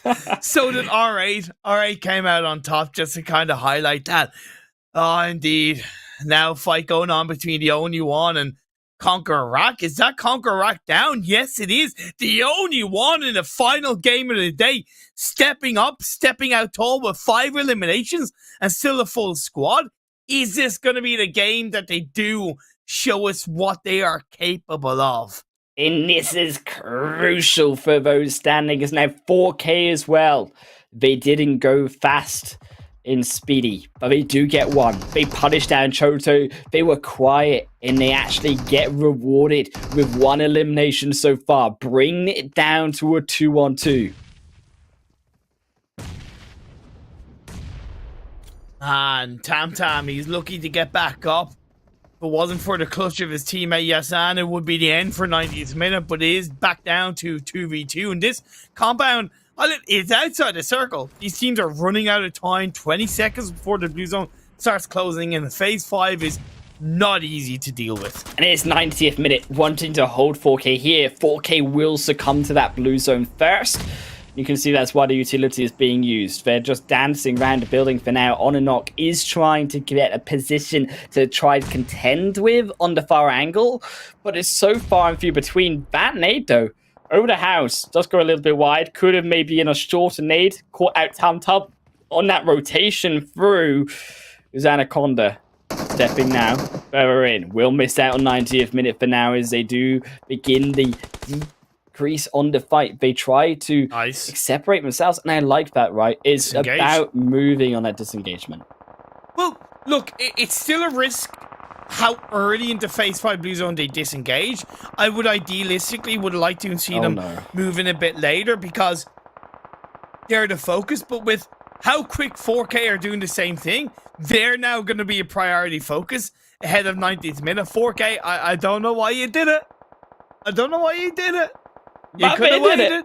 You didn't have a team fighting against you. For now, both teams Oh no, survived. 90 is doing the same thing in NASR. They strike down, they lose the buggy. Oh, it's a series of comedic errors. Okay, it's okay. I mean, he does survive.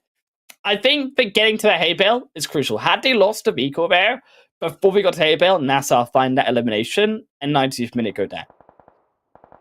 YALLA do have late inside the edge of the circle, which is great, but Ari come down from Everest are peppering in their direction and putting them under pressure. Never mind, NASR from the off angle inside the circle through the compound in the northwest. It's not looking too good for YALLA. They're down to a duo. YALLA, they are now surrounded. R8 stepping down. They lay the smoke road away. NASR as well on the back foot, also losing a knock, so won't be able to as much affect this fight as a third party.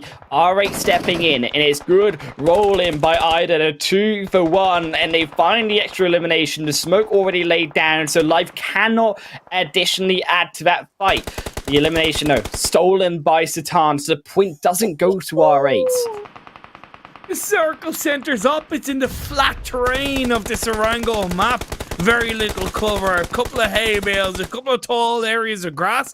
8 teams left, and honestly, this is anybody's game. Arguably, it should be NASR's because they're up as a full squad, and RTG are already inside the circle themselves, up as a 3-person team. But again, it can go anywhere because teams are third-partying left, right, and center. And it's all about that story of an open finish, Imperium. That's what you would expect. Is unfortunately, R8 were the next to fall. Down to our 7 is GEEKAY firing through the nades. They've already stolen 1 extra. Up to now 3 eliminations. They've got the smoke wall, as it were, available to them. But they've only got 1 vehicle. And they don't really have that much access into coming further into the zone. RTG have an excellent space to stop them. Do indeed. Thing is, can they do it right with all the teams around them, and you have potential third parties, 4th party, 5th parties more? It's going to be easier said than done. GEEKAY lose a player themselves, at least down to his knees. NASR react to the circle, valiantly pushing on towards the western edge. You have the 1 player, 4K, prone and down. He's going to catch out Ali. And 4K, they're down to a solo, but still, they can do the work. Smokes more nades. Gonna avoid out from OOREDOO. A secondary brings him down lower, but can he get the extra one through? Also, NASR taking down one to Tam, but that one goes wide. NASR still trying their best. They've got Batika, keep in mind, has the eyes, so they actually are spraying in with the extra info that Batika is giving over to Miracle, but they still can't find the shots. YALLA still surviving as a solo player. Don't know what Lath has done in this game to stay alive other than just having a pocket full of dreams. Look at him out in the open. Luckily, the other teams around him are kind of more focused on each other, with GEEKAY now down to just a solo.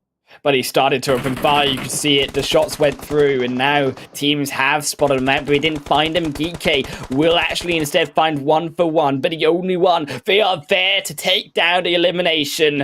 It is up to 7 for the only one, who have all 4 players up here in Imperium. They have themselves inside the zone. This could be their standout game that we were waiting for.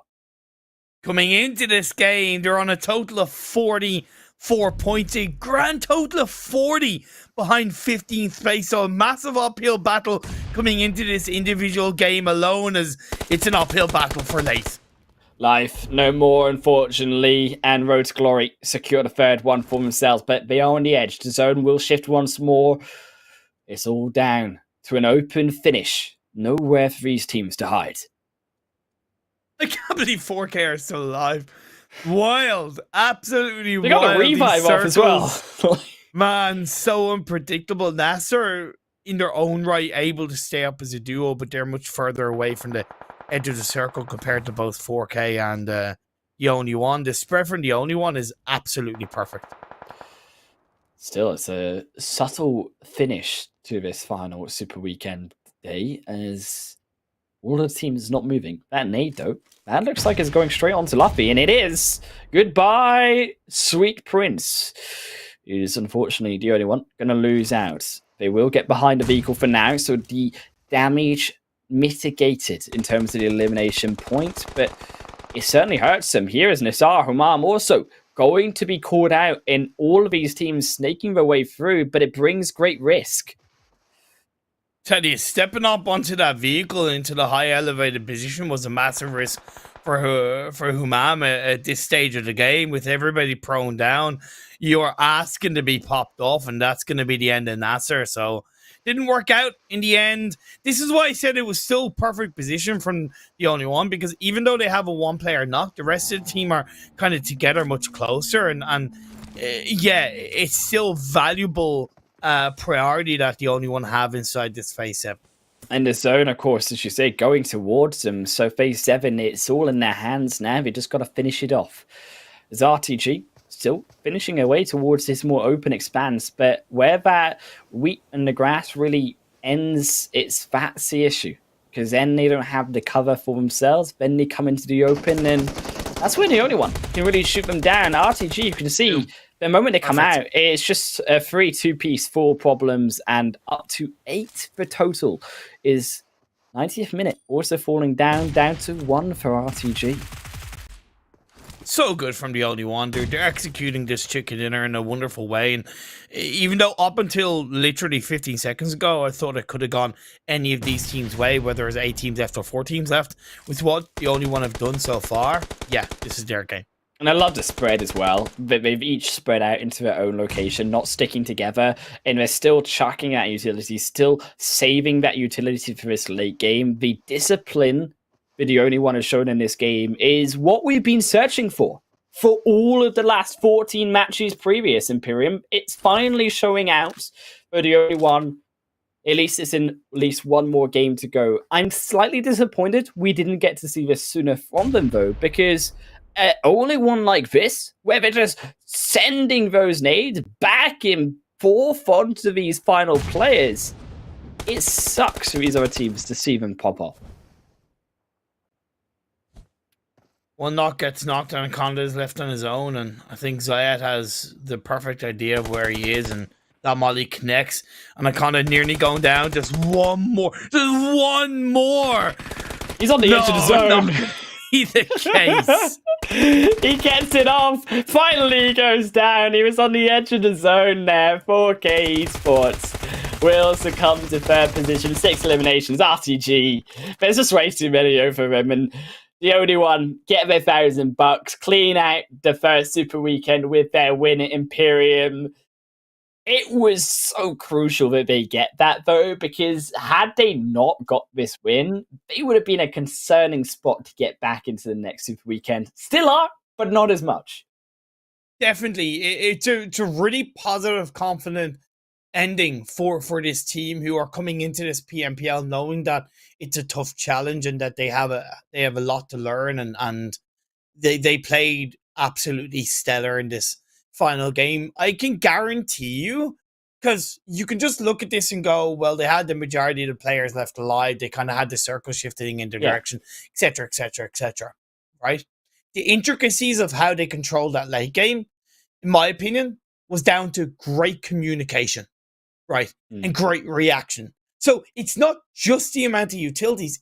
Like, they weren't blind utilities, right? Yeah. They were utilities. They were nades and mollies thrown based off great communication, and the foundations of how you execute an open area like that with the spread you only one have is down to communication and proactivity. And the only one hit those two absolutely on the head and just secured the game in a wonderful way. I hope we see more of this confident, communicated, synergistic play stuff from the only one in week 2 of both league play. And if they make it to Super Weekend number 2, Super Weekend number 2.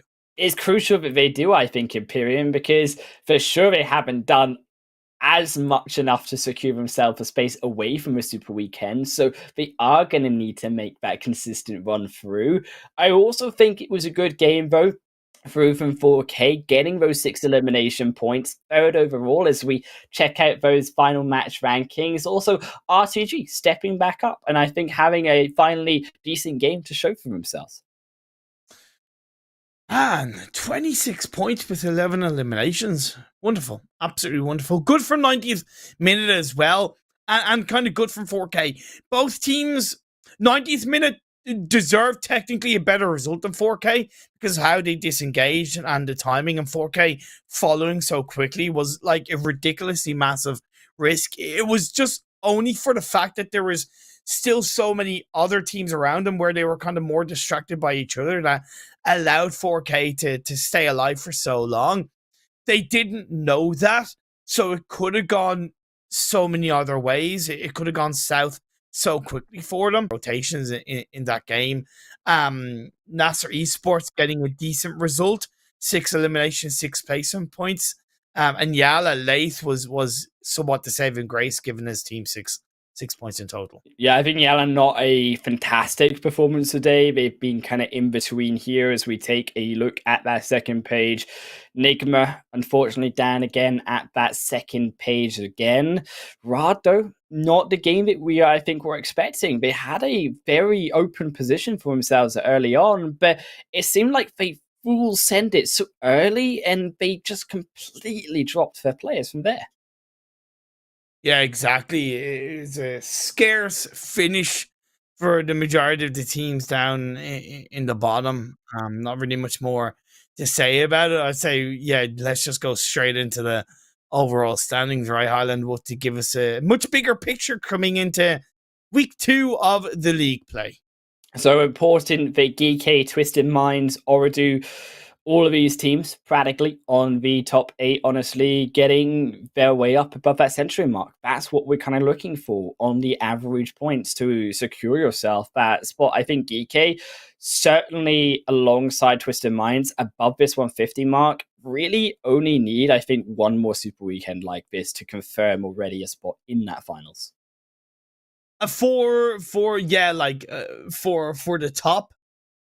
top 7, I suppose we should, out of kind of respect for how Major Pride overall have somewhat played. We should include them. The top 8 are good for the finals. Unless it goes heavily south for them, it should be okay. Like, they could arguably miss the second Super Weekend and they'd still be okay. It's just obviously you then leave it till Super Weekend number 3. Right. So yeah, top 8 teams looking good, and credit to GEEKAY in the end, finishing this first Super Weekend not only on top, but the highest amount of chicken dinners as well. Yeah, I think that third day, really, GEEKAY stepped up from their first day performance. And not to say that the first day was bad, but they certainly did increase their availability to get to those late games, to get those elimination points on board.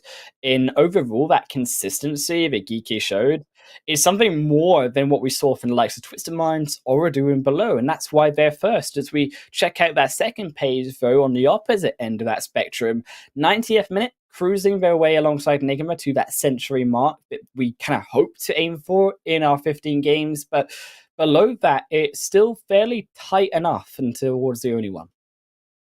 So Yalla on 90 points in 15 games gives them an average point of 6. So they're kind of okay. Not super duper duper comfortable. Rather pretty much the same thing, only 2 points behind, right? And the only one, again, they might have left it till the last game, but it was still a jump up in average points per game to 4.6.